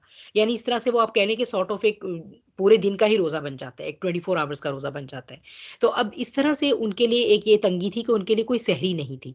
प्लस उन्हें रोज़े में अपनी बीवियों के पास जाने की टोटली इजाज़त नहीं थी। यानी ताल्लुके ज़नो-शो जो है या जिसे आप ताल्लुके अज़दवाजियत भी कहते हैं, ये जो है वो बिल्कुल टोटली उनके लिए प्रोहिबिटेड था। फिर अल्लाह सुब्हानहू व तआला ने उम्मत मोहम्मदी को क्या फ़ेवर दी, अल्लाह सुब ये मैंने वो वाली आयत तो तिलावत नहीं की जिनमें आगे मज़ीद फिर शरिया अहकामात आ रहे थे, लेकिन इसी में फिर अल्लाह सुब्हानहू व तआला ने ये हमें उम्मत मोहम्मदी सल्लल्लाहु अलैहि वसल्लम के लिए रियायत उतारी है कि इसकी रातों में यानी रमज़ान की रातों में तुम्हारे लिए तुम्हारी बीवियों के पास जाना अल्लाह सुब्हानहू व तआला ने हलाल कर दिया और फिर हमारे लिए सहरी थी और बल्कि ना सिर्फ़ सहरी रखी, बल्कि सहरी की तरगीब दी गई है। यानी ये बहुत अच्छी बात है। अगर कोई आज को ये समझता है कि मैं सहरी भी नहीं खाता और मैं फिर रोज़ा रखूँ तो शायद कोई मेरा बहुत तकवा होगा, तो नहीं, दिस इज़ अगेंस्ट तकवा। अल्लाह सुब्हानहू व तआला जो भी ईज़ देते हैं शरिया में, वो पसंद फरमाते हैं कि हम उस ईज़ को यूटिलाइज़ करें और ख़ास तौर पे वो ईज़ जो हमारे लिए बरकत के साथ रख दी गई। तो सहरी क्योंकि पूरे दिन जो आपने आगे भूखे रहना है, अगर सहरी नहीं करेंगे, तो वो जो उसको लेकर उस भूख के साथ हमने जो अपनी ट्रेनिंग करनी है, उसके लिए फिर इनफ एनर्जी नहीं होगी। तो फिर हम क्या करेंगे? हम सोए रहेंगे सारा दिन और वो उसका मकसद हासिल नहीं होगा। इसीलिए जो है वो सहरी की इतनी ताकीद की गई। तो हम ये देखते हैं कि इबादत तो पिछली शरीयतों में भी थी, लेकिन हम तक आते-आते वो इबादत जो हैं वो बहुत रिफाइंड फॉर्म में हमें दे दी गई थी। तो ये एक अल्लाह सुब्हानहू व तआला की ख़ास एक नेमत है। जैसे कि हज़रत मरियम अलैहिस्सलाम का जो रोज़ा जिसके बारे में मैं आपको भी आगे आयत दिखाऊँगी, उसमें ये है कि उनको अल्लाह सुब्हानहू व तआला ने कहा है कि वो चुप का रोज़ा रखें साथ। यानी वो कह दें कि रोज़े से हूँ और वो किसी से बात नहीं कर रही। तो यानी उसमें जब रोज़ा रखा जाता है, जैसे आप कह लें कि जो हज़रत मरियम अलैहिस्सलाम, हज़रत ईसा अलैहिस्सलाम के फॉलोवर्स हैं, तो वो जब एक ज़्यादा आप कहें कि एक अपनी ज़्यादा सॉर्ट ऑफ ट्रेनिंग करना चाहते हैं, तो वो साथ चुप का भी रोज़ा रखते हैं। लेकिन अल्लाह सुब्हानहू व तआला ने जो हमें इबादत दी है रोज़े की, उसमें अल्लाह सुब्हानहू व तआला ने हमें ये नहीं कहा कि हम बोलने से मना हो जाएँ। लेकिन गीबत अपनी ज़ुबान से निकालने से, झूठ, गाली निकालने से, बदगोई करने से और बदज़ुबानी करने से और बदकलामी करने से और गुस्से का इज़हार करने से। तो ये वो चीज़ें हैं यानी हमारे लिए जो है वो खाना-पीना भी रहा यानी सहरी की शक्ल में है, ठीक है? लेकिन ये कि एक एक टाइम जो है वो हम खाने से रुके भी रहेंगे। फिर हमारे लिए जो है वो खामोशी हमारे लिए बोलने-चालने के ऊपर पाबंदी तो नहीं आई, लेकिन हमारे लिए ये है कि हम क्या बोलेंगे, इसको हमने ट्रेन करना है अपने आप को, इस चीज़ के लिए हमने टेम करना है, ठीक है? फिर जैसे हम देखते हैं कि उनके लिए एक सब्त का यानी पूरा जो सैटरडे होता था, हफ्ते का दिन होता था यहूदियों के लिए बनी इस्राइल के लिए, उनको उस पूरे दिन उनके लिए ये हराम था कि वो दुनिया का कोई भी काम करें और हमारे लिए अल्लाह सुब्हानहू व तआला ने हमारा एक बरकत का दिन यानी जुम्मा जो हमारे लिए अल्लाह सुब्हानहू व तआला ने चूज़ फरमाया, तो उसमें हमें जुम्मे की नमाज़ के बाद ये कहा कि जाओ अल्लाह का फ़ज़ल तलाश करो यानी उसके बाद जाकर कारोबार या जो भी काम है दुनियावी वो आप कर सकते हैं। तो इस तरह ये हमारे लिए जो है वो शरीयत मोहम्मदी में हमें रिफ़ाइन करके ये दी गई हैं। अब जो है वो हम ये देखते हैं ये डिफरेंट लेवल्स हैं क्या and what does each individual level represents. तो हम लेवल 1 की बात करते हैं कि ये वही है आपके सामने जो मैंने आयत वही है, आया नंबर 183 लेकिन इसमें जो है लेवल 1 में अस्सियाम है। अस्सियाम और सौम इसकी बात होगी और फिर तकवा की बात होगी। जहाँ पर अल्लाह सुब्हानहू व तआला ये फरमा रहे हैं कि ए लोगों यानी ए ईमान वालों अल्लाह सुब्हानहू व तआला ने तुम पर रोज़ा रखना फ़र्ज़ कर दिया गया है। कैसे? उसी तरह जैसे पिछली उम्मतों पर किया, ठीक है? ये है ना वो पूरी आयत यहाँ पर आपको मैंने दिखाई थी कि उसी तरह जैसे ये पिछली उम्मतों पर फ़र्ज़ किया गया।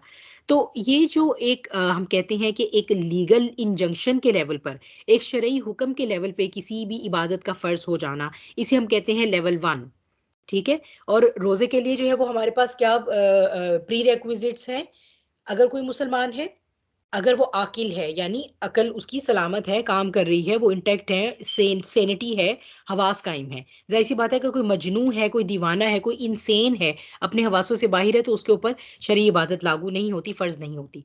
फिर अगर कोई बालिग है, नाबालिग बच्चा जो है उसके ऊपर शरई इबादत नहीं है, ना नमाज़ है, ना रोज़ा है, ना कोई और इबादत है। और अगर वो कादिर है, यानी अगर वो बीमार नहीं है और अगर वो सफ़र में नहीं है, ठीक है? या ये कि किसी और तरह से वो पर्सिक्यूटेड नहीं है, जैसे हमारे मुसलमान बहन-भाई जो जिनजियांग में हैं, जिन्हें वो रोज़ा रखने ही नहीं देती, वहाँ की जो गवर्नमेंट है।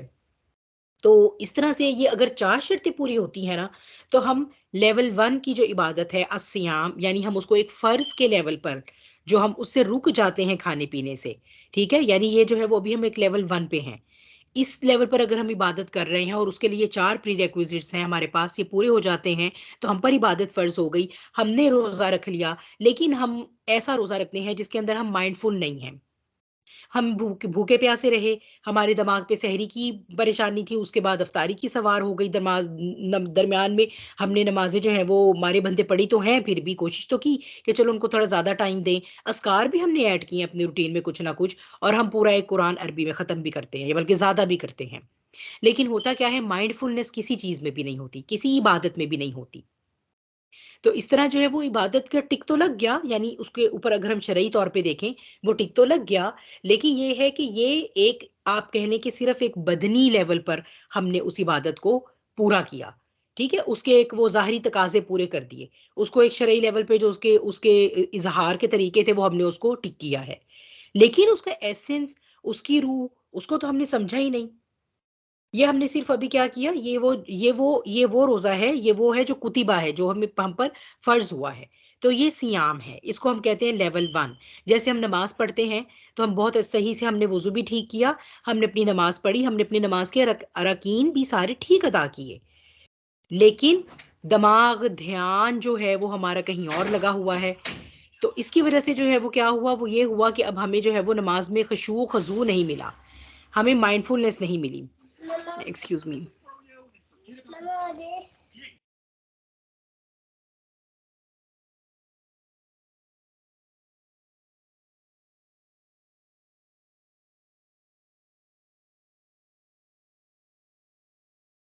औज़ुबिल्लाहिमिनश्शैतानिर्रजीम। तो ये बात हो रही थी कि वो नमाज़ अदा तो हो गई, टिक तो लग गया, लेकिन ये कि अब जब वो मीज़ान में रखी जाएगी तो वो क्या वज़न कायम करेगी?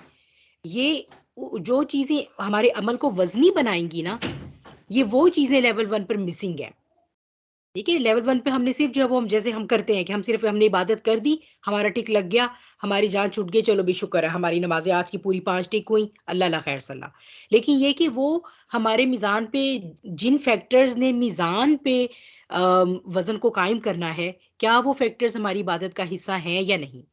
तो इस सियाम के लेवल 1 से, जिसमें हम सिर्फ़ परफ़ॉर्म कर रहे हैं उस वेरी एक्ट को, अब उसके पूरे रिचुअल्स के साथ, उससे लेवल 2 पर जाना है। और लेवल 2 क्या है?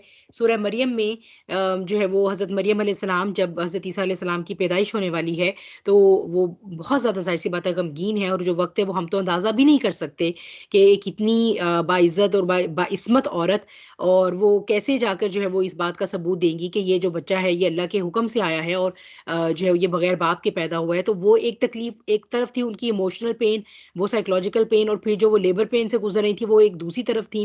तो अल्लाह सुब्हानहू व तआला यहाँ आया नंबर 26 में उनको तसल्ली दे रहे हैं साथ, और अल्लाह सुब्हानहू व तआला ने उनके लिए एक चश्मा जारी किया, और खजूर का दरख्त उनके पास है, तो अल्लाह सुब्हानहू व तआला उनको कह रहे हैं कि आप इससे पानी पीजिए, इस चश्मे से, और ये इस दरख्त की खजूरें खाइए, और आप अपने आप को रिलैक्स करें, यानी अपनी आंखें ठंडी करें, यानी अपना बर्डन जो है वो आप मुझ पर छोड़ दें। ठीक है? और आज के दिन, यानी अभी तो वो पहला दिन है ना जब पैदाइश हुई है, तो अगर इंसानों में से आप किसी को देखें तो उससे ये कह दें, बेशक मैंने रहमान के लिए रोज़े की नज़र मानी है, लिहाज़ा आज मैं किसी इंसान से हरगिज़ कलाम नहीं करूँगी। यानी ये सौम था, ये सियाम नहीं था। ठीक है? क्योंकि सौम जो है इसके अंदर अब वॉलंटरी एक्ट्स आ गए। ठीक है? एक होता है कि हम इबादत को उसके फ़र्ज़ लेवल पे करते हैं। हमें पता लग गया, हम अक़ली मुसलमान हैं, अब हमें पता है कि हमारा दिल करता है या नहीं करता, हमें नमाज़ भी पढ़नी है, रोज़ा भी रखना है, हमें ज़कात भी देनी है, हज भी हम पे फ़र्ज़ हो गया तो करना है।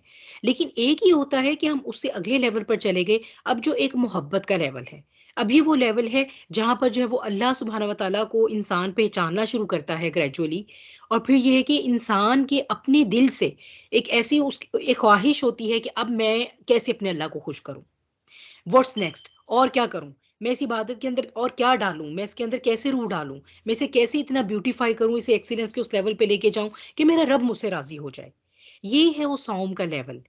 यानी उनसे ये अल्लाह सुब्हानहू व तआला ने कहा कि जब कोई आकर पूछने लगे कि हाँ, भई ये बच्चा कहाँ से आया, किसका बच्चा है या क्या है? तो आज के दिन के लिए, एटलीस्ट उस दिन के लिए जिस दिन उनकी पैदाइश हुई है, वो वाला दिन तो चलो कुछ गुज़रे ना, कि आज के दिन के लिए आप ये कह दें कि मैं तो आज मैंने रहमान के लिए रोज़े की नज़र मानी है, तो मैं आज किसी से बात नहीं कर रही। ठीक है, तो ये है वो हमारा सौम का लेवल, जिसमें हम अपनी अपनी पूरे फुल कॉन्शियस डिसीजन के साथ जो है वो ये फैसला करके कि ये जो मैंने भूखा प्यासा तो रहना है, मैंने सुबह से शाम तक अपने जिस्म को तो मैंने रोकना है। ठीक है, जिस्म का लेवल तो लेवल 1 था, लेकिन अब मैंने कोशिश करनी है कि मैंने अपने रूहानी वजूद को भी उसके साथ मैच करना है, मैंने अपने नफ्स को भी साथ टेम करना है। देखिए, ये है वो सौम जो अहले अरब अपने घोड़ों को रखवाया करते थे।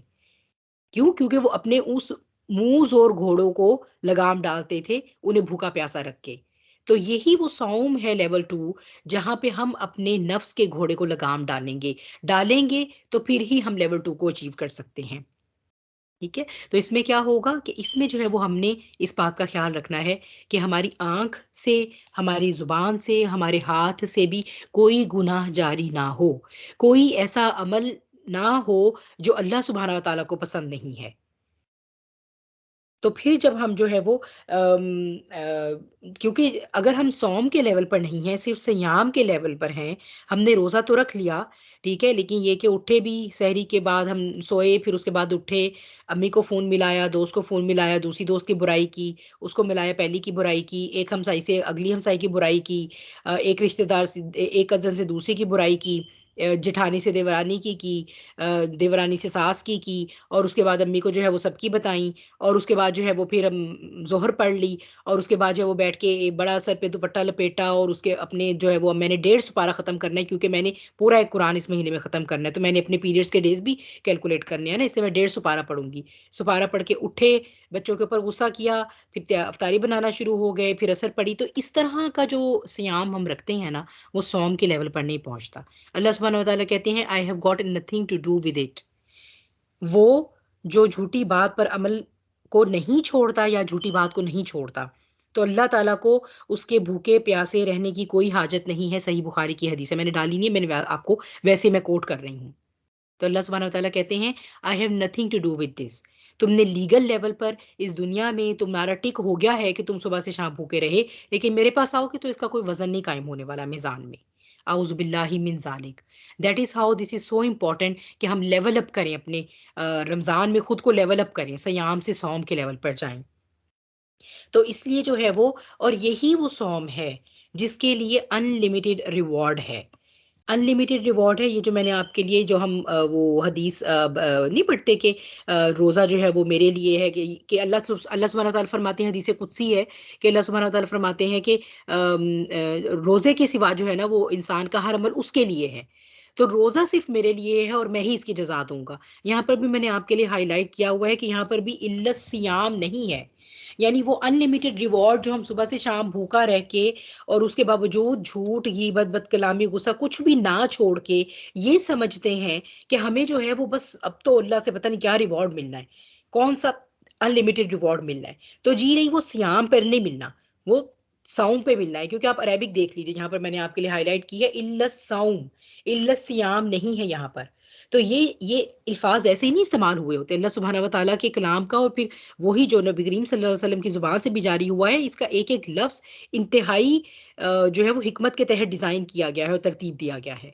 ठीक है? ये तो हम ही नहीं सोचते ना इन चीज़ों के बारे में, इनकी सीरियसनेस के बारे में। यहाँ पर इल्लत सियाम भी आ सकता था, लेकिन इल्लत सौम इस्तेमाल हुआ है। यानी लेवल 2 का जो रोज़ा रखेगा ना, जो लेवल 2 की फास्टिंग करेगा ना, जो रुक गया, जिसने अपने नफ्स को टेम कर लिया, जो कि मकसद है इस महीने का, यानी उसने ये मकसद हासिल करने में वो कोशिश कर रहा है, तो वो इब्ने आदम होगा जिसको अल्लाह सुब्हानहू व तआला जो है वो अनलिमिटेड रिवॉर्ड देंगे। व अना अजज़ी बिही, और ये अजज़ी बिही यानी इसको 2 तरह से ट्रांसलेट किया जाता है। एक ये कि उसका मैं ही उसका रिवॉर्ड हूँ, और एक ये कि मैं ही उसका रिवॉर्ड दूँगा। तो अगर अल्लाह ही रिवॉर्ड हो जाए, हमारे किसी अमल के नतीजे में हमें अल्लाह ही मिल जाए, तो सोचें फिर और क्या चाहिए। तो ये है वो हमारा लेवल 2 जिसको हमें अचीव करने के लिए कोशिश करनी है। फिर चलते हैं लेवल 3 पे, जो कि हिकमत सौम भी है। क्यों अल्लाह सुब्हानहू व तआला ने जो है वो उन तमाम ईमान वाले इंसानों पर जो हमसे पहले उम्मतों में गुज़रे हैं और फिर हम पर अल्लाह सुब्हानहू व तआला ने ये इबादत फ़र्ज़ की। अब जो इसका अल्टीमेट लेवल है वो क्या है? लअल्लकुम तत्तकून। ये भी आया नंबर 183 है सूरह बकरा की, ताकि तुम मुत्तकी बन जाओ। यानी फाइनली सयाम के लेवल से तुम सौम का लेवल अचीव करो, और जब तुम सौम के लेवल पे पहुंचोगे, जब वो चीज जो तुमने 29-30 दिन प्रैक्टिस की होगी, अपनी ट्रेनिंग में तुम लाए होगे कि खुद को तुम अपनी जुबान, हाथ, आंख को भी गुनाहों से बचाया होगा। जब इसी ट्रेनिंग को एक इंसान अपने बाकी के साल पर भी, बाकी साल के 11 महीनों पर भी मुहित कर देता है और उसी से होते होते पूरी जिंदगी पर मुहित कर देता है, तो वो तकवा का लेवल अचीव कर लेता है। और यही है वो मकसद सौम का, कि हमें तकवा मिल जाए, कि हम मुत्तकी बन जाएं। लेकिन मुत्तकी बनने से कुरान का फिर क्या ताल्लुक हुआ? क्योंकि हमने तो देखे, एक लूप है ना हमारा, हमने शुरू किया है कुरान से। मैं आपको ये बता रही हूँ कि ये सब कुछ तो कुरान के लिए हो रहा है। ठीक है, कुरान के लिए अल्लाह ताला ने रमज़ान के महीने में रोज़े फ़र्ज़ कर दिए। कुरान के लिए अल्लाह ताला ने लैलतुल क़द्र को अल्लाह ताला ने रमज़ान का हिस्सा बना दिया, जिसमें कुरान को नाज़िल किया गया आसमानी दुनिया पर। फिर कुरान के लिए जब अल्लाह ने सौम हम पे फ़र्ज़ किया, तो सौम के हमने 3 लेवल पढ़े। तीसरा लेवल तो तकवा है, तीसरा लेवल पे कुरान तो नहीं है। तो क्यों है तकवा हमारे लिए? दोबारा इसको आइए रिलेट करते हैं कि क्यों क्यों कुरान के लिए ही एक्चुअली हमें ये तकवा चाहिए। तीसरे लेवल पे पहुंचना है ताकि हम कुरान को ले सकें जैसा कि हमें उसको लेना चाहिए, जैसा कि उसका हक है। उसके लिए हम सूरह बकरा की ये दूसरी आयत है आपके पास। जब हम कहते हैं सूरह फातिहा में अल्लाह ताला से दुआ करते हैं, इहदिनस सिरातल मुस्तकीम, कि अल्लाह ताला हमें सिरात मुस्तकीम की हिदायत दें। हम अल्लाह सुब्हानहू तआला से हिदायत मांगते हैं। अल्लाह सुब्हानहू तआला आगे पूरा कुरान सूरह फातिहा का जवाब है। उस दुआ का जवाब, उसके जवाब के तौर पे उतारी। अल्लाह ने फरमाया कि जाओ, तुम्हें इतना बड़ा कुरान दिया तुम्हारी हिदायत के लिए, ले लो जो ले सकता है। लेकिन कौन ले सकते हैं? अलिफ लाम मीम, औज़ु बिल्लाहि मिनश शैतानिर रजीम, बिस्मिल्लाहिर रहमानिर रहीम। अलिफ लाम मीम, ज़ालिकल किताबु ला रैबा फीह, ये ही किताब है, इस बात में कोई शक नहीं, या ये वो किताब है जिसमें कोई शक नहीं। आइदर वे ट्रांसलेट किया जाता है, आइदर वे तफसीर के उलमा जो वो कहते हैं this is the correct thing. हुदल लिल मुत्तकीन, हिदायत है मुत्तकीन के लिए। अगर मेरे और आपके अंदर तकवा का लेवल नहीं अचीव हुआ, मेरे और आपके अंदर तकवा का टूल नहीं डेवलप हुआ, तो तकवा का टूल नहीं है तो उसका क्या मतलब है? कि ये वो किताब जो बिल्कुल फूल प्रूफ थी या फुल प्रूफ है, इससे मैं और आप हिदायत नहीं ले सकते। तो इसका क्या मतलब है? चाहे अब दिन में हम हर नमाज में कहें इहदिनस सिरातल मुस्तकीम, इहदिनस सिरातल मुस्तकीम, उसका वजीफा चबते रहें, हमें हिदायत नहीं मिल सकती। सबसे पहला कुरान का जवाब जब आ रहा है, सूरह बकरा शुरू हो रही है, सबसे पहली रिक्वायरमेंट क्या है? तकवा इख्तियार करोगे तो हिदायत पा सकोगे। ये हिदायत है मुत्तकीन के लिए, और कोई शर्त नहीं। मोमिनीन नहीं कहा अल्लाह सुब्हानहू व तआला ने, ज़कात देने वाले नहीं कहा, मुसल्लीन नहीं कहा, यानी नमाज अदा करने वाले नहीं कहा। किन के लिए है? किस मुत्तकीन के लिए हिदायत है ये किताब। That is why this is so important कि इस किताब की सेलिब्रेशन का जो महीना है, उसमें हम अपने आप को ऐसे ट्रेन करें कि हम लेवल 3 अचीव करें। और तकवा क्या है? तकवा अल्लाह सुब्हाना व तआला का वो कॉन्शियस एहसास है जो हमें गुनाहों से रोक दे। ये सिर्फ डर नहीं है। अगर हम सिर्फ डरते रहें और अमली कदम ना उठाएं तो इसका मतलब है तकवा नहीं है। जैसे इसकी एग्जांपल पहले भी एक दफ़ा डिस्कस हो चुकी है। कहीं पर सुनामी आने वाला होता है, तो अगर वहाँ के इलाके के लोग जो है वो सिर्फ डरते ही रहें कि सुनामी आने वाला है, तो क्या वो बच जाएँगे? जब तूफ़ान आएगा तो वो डूब जाएँगे। लेकिन तो ये तकवा ना हुआ, उनका वो डरते रहना जो है वो तकवा ना हुआ। लेकिन ये कि हाँ, वक़्त से पहले जो है वो सारा इलाका गवर्नमेंट इवैक्यूएट करवा लेगी, सारे मकीनों को किसी और जो है वो हिफ़ाज़त वाले मुकाम पर उनको ऑलरेडी शिफ्ट कर दिया जाएगा, तो अब ये तकवा हुआ। यानी जब वो प्रिकॉशनरी मेजर ले ली गई और आप रुक गए, तो फिर जो है वो ये तकवा बन गया। तो अब जो है ये हम देखते हैं कि अगर तकवा नहीं है, तो हम ये कहते रहें, लाख हम कहते रहें कि हमें जो है वो अल्लाह ताला से बहुत डर लगता है। हम तो जो क़यामत के दिन में खड़े होने से, उसकी सख्ती से हम बहुत डरते हैं। हमें तो कब्र के अज़ाब से, कब्र में लेटने से, उफ़ल्लाह वहाँ तो ऐसे-ऐसे हशरातुल अर्ज़ होंगे, पता नहीं कैसे-कैसे बिच्छू होंगे, हमें तो बहुत ही डर लगता है। हमें तो मौत से भी बड़ा डर लगता है, हमसे तो कोई बात ही ना करे, हमें तो कोई रिमाइंडर ही ना दे, हमें इतना डर लगता है। हम तो मफ़लूज हो जाते हैं उस डर से। लेकिन हम करते-कराते कुछ नहीं, हम अपनी ज़िंदगी नहीं बदलते। हमारी ज़िंदगियाँ, ये सवाल मैंने अपने आप से करना है और आप सब ने अपने आप से करना है। हमारी ज़िंदगियों में किस कदर अक्स है कुरान का? चलें अक्स तो एक तरफ रखते हैं, हमारी ज़िंदगियों में कितनी अहमियत है कुरान की? तो जब हम ये कुरान से ही मुँह मोड़ के ज़िंदगी गुज़ारेंगे, तो फिर रमज़ान आए और रमज़ान चला जाए, और हर साल आए और हर साल चला जाए, और 80 साल इसी तरह होता रहे, हम 80 साल की ज़िंदगी पा के चले जाएँ। तो हम जो है वो सियाम के लेवल से ऊपर नहीं जा सकेंगे और हम लूज़र के तौर पे यहाँ से जाएँगे। आउज़ बिल्लाहि मिन ज़ालिक। अल्लाह सुब्हानहू व तआला हमें बचाएँ ऐसे इंसानों में शामिल होने से। और अगर हम चाहते हैं कि हम मुत्तकीन बने, जो हिदायत पाते हैं इस किताब से और इस किताब का हक अदा करते हैं, और फिर रमज़ान में तो उनकी वारफ्तगी इस किताब के लिए एक नेक्स्ट लेवल पे होती है। यानी ये वो मुत्तकी इंसान है जो बाकी के महीनों में भी कुरान के लिए जो है वो अपना वक़्त निकालता है, डेडिकेट करता है, उसको सीखता है और उसको अपनी ज़िंदगी का हिस्सा बनाता रहता है। लेकिन जब रमज़ान आता है तो वो बहुत खुश होने वाला, क्योंकि उसको पता है कि वो जो मुझे बाकी दिनों में शैतान रोकता था, एक रेज़िस्टेंस आती थी ना, वो जाने वाली है। तो अब मैं अपने वक़्त को और ज़्यादा डेडिकेट कर सकूँगा कुरान के लिए। अब मैं मज़ीद सेलिब्रेट करूँगा इस गिफ्ट को जो अल्लाह सुब्हानहू व तआला ने इंसानियत को, शायद इससे बड़ा कोई ही और तोहफ़ा दिया हो, शायद ही कोई तोहफ़ा हो जो इस लेवल का हो, जो अल्लाह सुब्हानहू व तआला ने ये किताब हमें दी है। तो इस किताब के साथ जुड़ना और इसके साथ-साथ रमज़ान के महीने में रोज़ा रखते हुए इस तरह प्रैक्टिस करनी है अपने नफ्स को टेम करने की कि फ्रॉम सयाम टू सौम, फ्रॉम सौम टू तकवा, हमने ये लेवल अचीव करते हुए वो वाले मुत्तकीन बन जाना है जिनके लिए इस किताब में हिदायत है, हुदल लिल मुत्तकीन। ठीक है? तो इसमें दोबारा इसको एक दफ़ा रैप अप कर लेते हैं। हमारे 2 वजूद हैं, ये मैंने आपको पहले बहुत दफ़ा बात बताई हुई है। एक मादी वजूद होता है, एक रूहानी वजूद होता है। मादी वजूद की 2 फैकल्टीज़ हैं।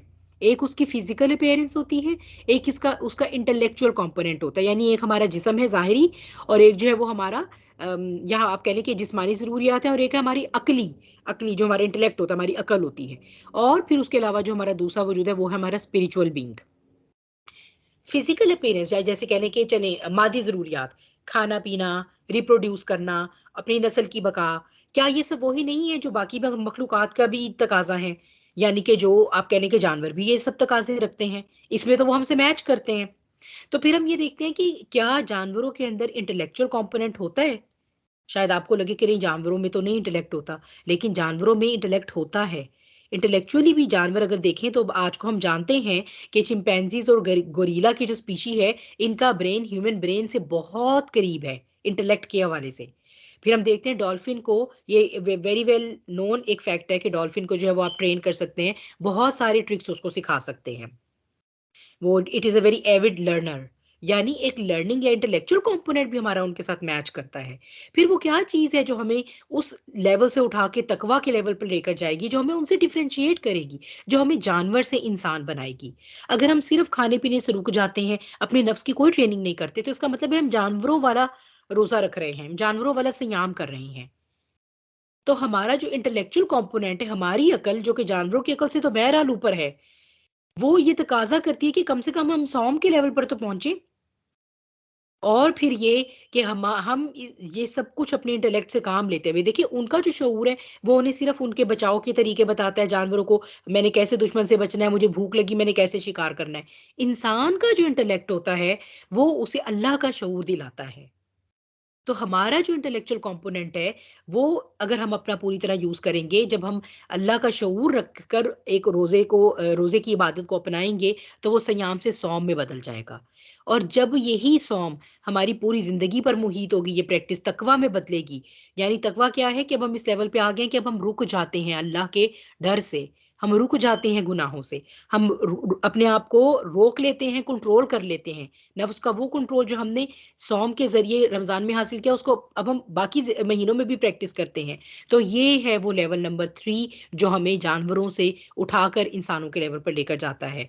और ये है फिर जो हमारी रूहानी बालीदगी करता है, और इसी तरह हम इस महीने का हक अदा कर सकते हैं। इसी तरह हम इसे कमा हक़ का फ़ायदा उठा सकते हैं। तो ये जो है वो थोड़ी-सी इसके अंदर ये बात थी जो मैं चाहती थी कि लेवल ऑफ फास्टिंग के हवाले से हम डिस्कस करें। अल्हम्दुलिल्लाह दिस वाज़ समथिंग न्यू जो मैंने लर्न की, तो मेरा दिल किया मैं आप सब लोगों के साथ भी शेयर करूँ। बहरहाल इसमें मेरा काम सिर्फ़ आप तक पहुँचाने का है, इब्लाग का है। बाकी जो है वो काम अल्हम्दुलिल्लाह स्कॉलर्स करके जा चुके हैं, और वो आपको शायद उनकी ज़ुबान में आप सुने तो आपको और भी ज़्यादा अच्छे तरीके से बात समझ आ जाए। और फिर यही वो सियाम, यही वो सौम है जो कुरान के साथ जब मिलता है, तो फिर ये दोनों फैकल्टीज़ क़यामत के दिन इंसान की शिफ़ात करती हैं। जब सौम और कुरान मिल जाते हैं, मिलकर और ये तकवा जब डेवलप हो जाता है, तो यही दोनों क़यामत वाले दिन, ये हदीस है कि क़यामत वाले दिन जो है ये दोनों जो है वो बंदे के हक़ में शिफ़ात करेंगे। रोज़ा कहेगा कि अल्लाह, ये तेरा बंदा, इसको मैंने जो है वो दिन को खाने-पीने से रोके रखा और शहवत से रोके रखा, और यानी जो भी उसके तकाज़े थे और भी नफ़्सानी, उन सब से। यानी इसका दिल करता था कि ये किसी ने इसको बहुत इंसल्ट किया, इसका दिल किया पलट कर ये उसको एक थप्पड़ लगाई या उसे गाली ही दे दे या कम से कम उसको कोई जली कटी सुनाई, लेकिन इसने अपने आप को रोक लिया कि मैं रोजे से हूं। तो या अल्लाह ये उन सबसे रुका रहा, तो तू इसके हक में मेरी शिफात को कबूल फरमा। और इसी तरह कुरान ये कहेगा कि अल्लाह ये तेरा बंदा, इसे मैंने रात नींद से रोके रखा, इसे मैंने जगाए रखा, ये मुझे पढ़ता था तेरी खातिर, ये मेरी तिलावत करता था, ये गौर व फिक्र करता था, ये कंटेम्पलेट करता था, ये मुझे लेकर अपनी सोच को प्रोसेस करता था, मेडिटेट करता था। तो अल्लाह ताला तू इसकी शफात मेरे हक तो मेरी शफात इसके हक में कबूल फरमा। तो अल्लाह सुब्हानहू व तआला फिर उन दोनों की शफात कबूल फरमाएंगे, लेकिन ये तब होगा जब हम इसकी रूह के साथ, ठीक है ना, with all the spiritual aspects of that particular इबादत, जब हम कोई इबादत करते हैं तो फिर वो इबादत जो है वो इस दर्जे पहुंचती है कि हमारी शिफात करती है क़यामत वाले दिन।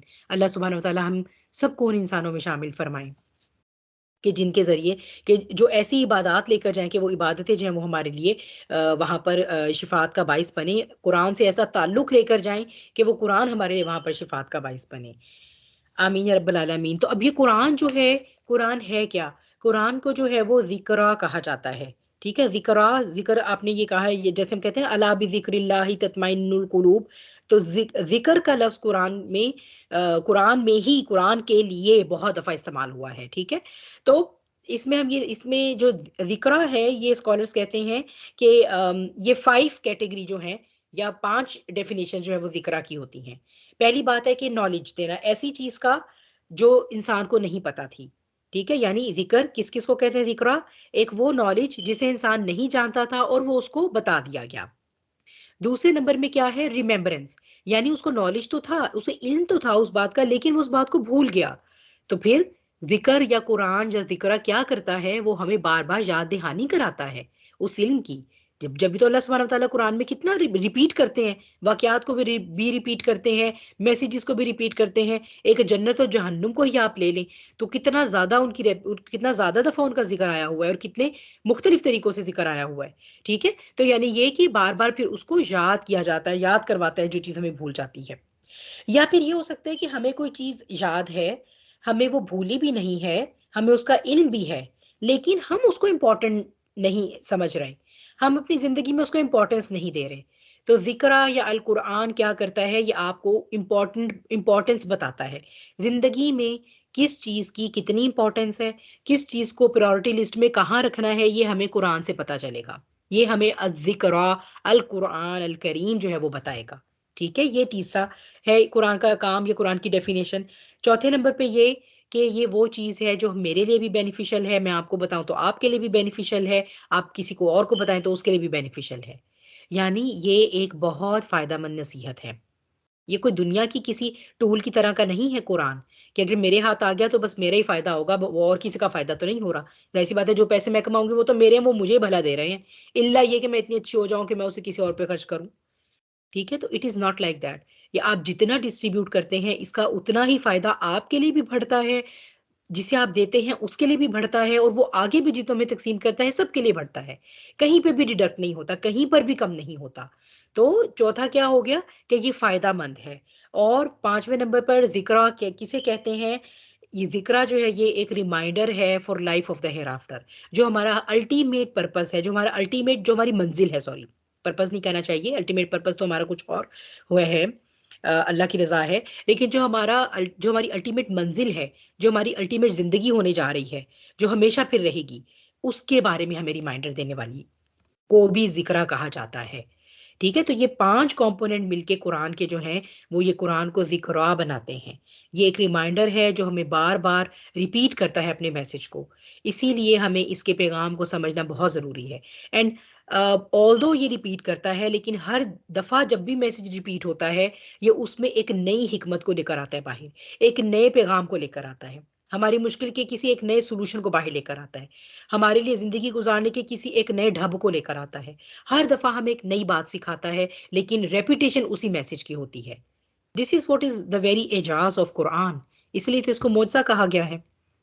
तो ये जो है वो कुरान, बाकी तो कुरान की अजमत पर फिर हम बात करते रहें तो बहुत लंबी भी हो जाए, तो बात ख़त्म नहीं हम कर सकेंगे। लेकिन ये है कि इन सारी चीज़ों को पाने के लिए, सयाम से सौम, सौम से तकवा को अचीव करने के लिए, कुरान से फ़ायदा उठाने के लिए, अपनी इबादत को वो बनाने के लिए जो अल्लाह के यहाँ हमारी शिफात करे, हमें कौन सा टूल है जो सबसे ज़्यादा जिसकी ज़रूरत है, वो है सब्र का टूल। ठीक है? इमाम इब्नुल कय्युम जोज़ी जो हैं, वो सब्र की 3 कैटेगरीज़ बताते हैं। सब्र अलल इताअह, यानी जो रोज़मर्रा के काम हैं, जो हमारे आप कह लें कि जो हमारे फ़राइज़ जैसे हम अदा कर रहे हैं, या डे टू डे लाइफ़ के जो हमारे काम हैं, उनको उस तरह अंजाम देने के लिए अहसन तरीके से हमें जिस सब्र की ज़रूरत पड़ती है, उसे कहते हैं सब्र अलल इताअह। Excuse me for few minutes please.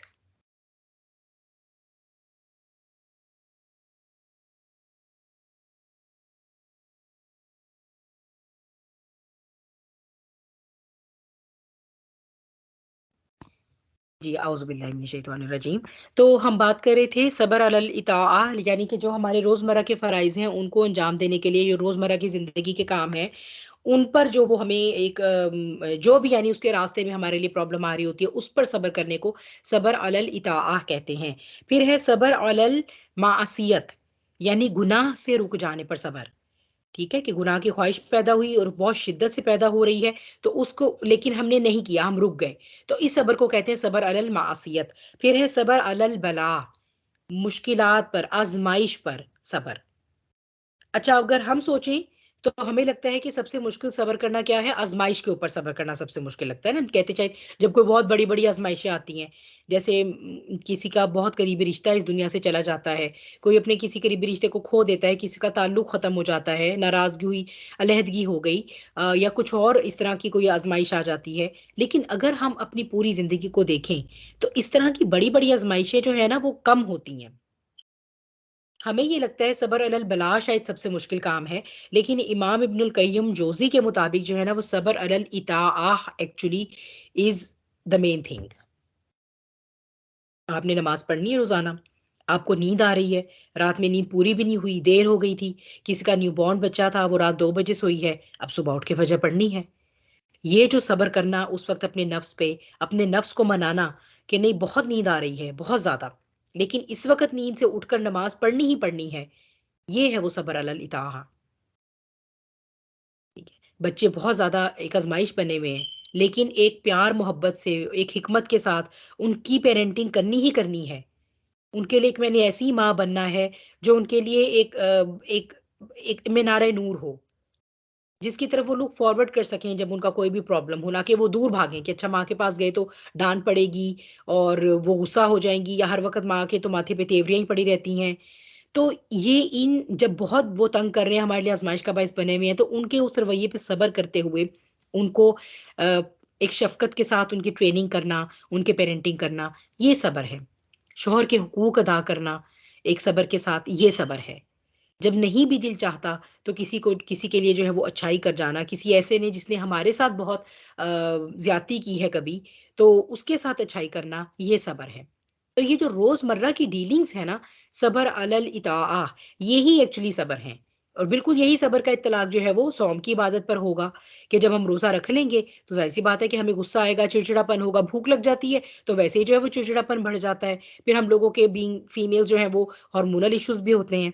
तो जब ये सारी चीज़ें होंगी, तो हमें ज़्यादा ज़रूरत होगी कि हम सब्र के टूल से काम लें।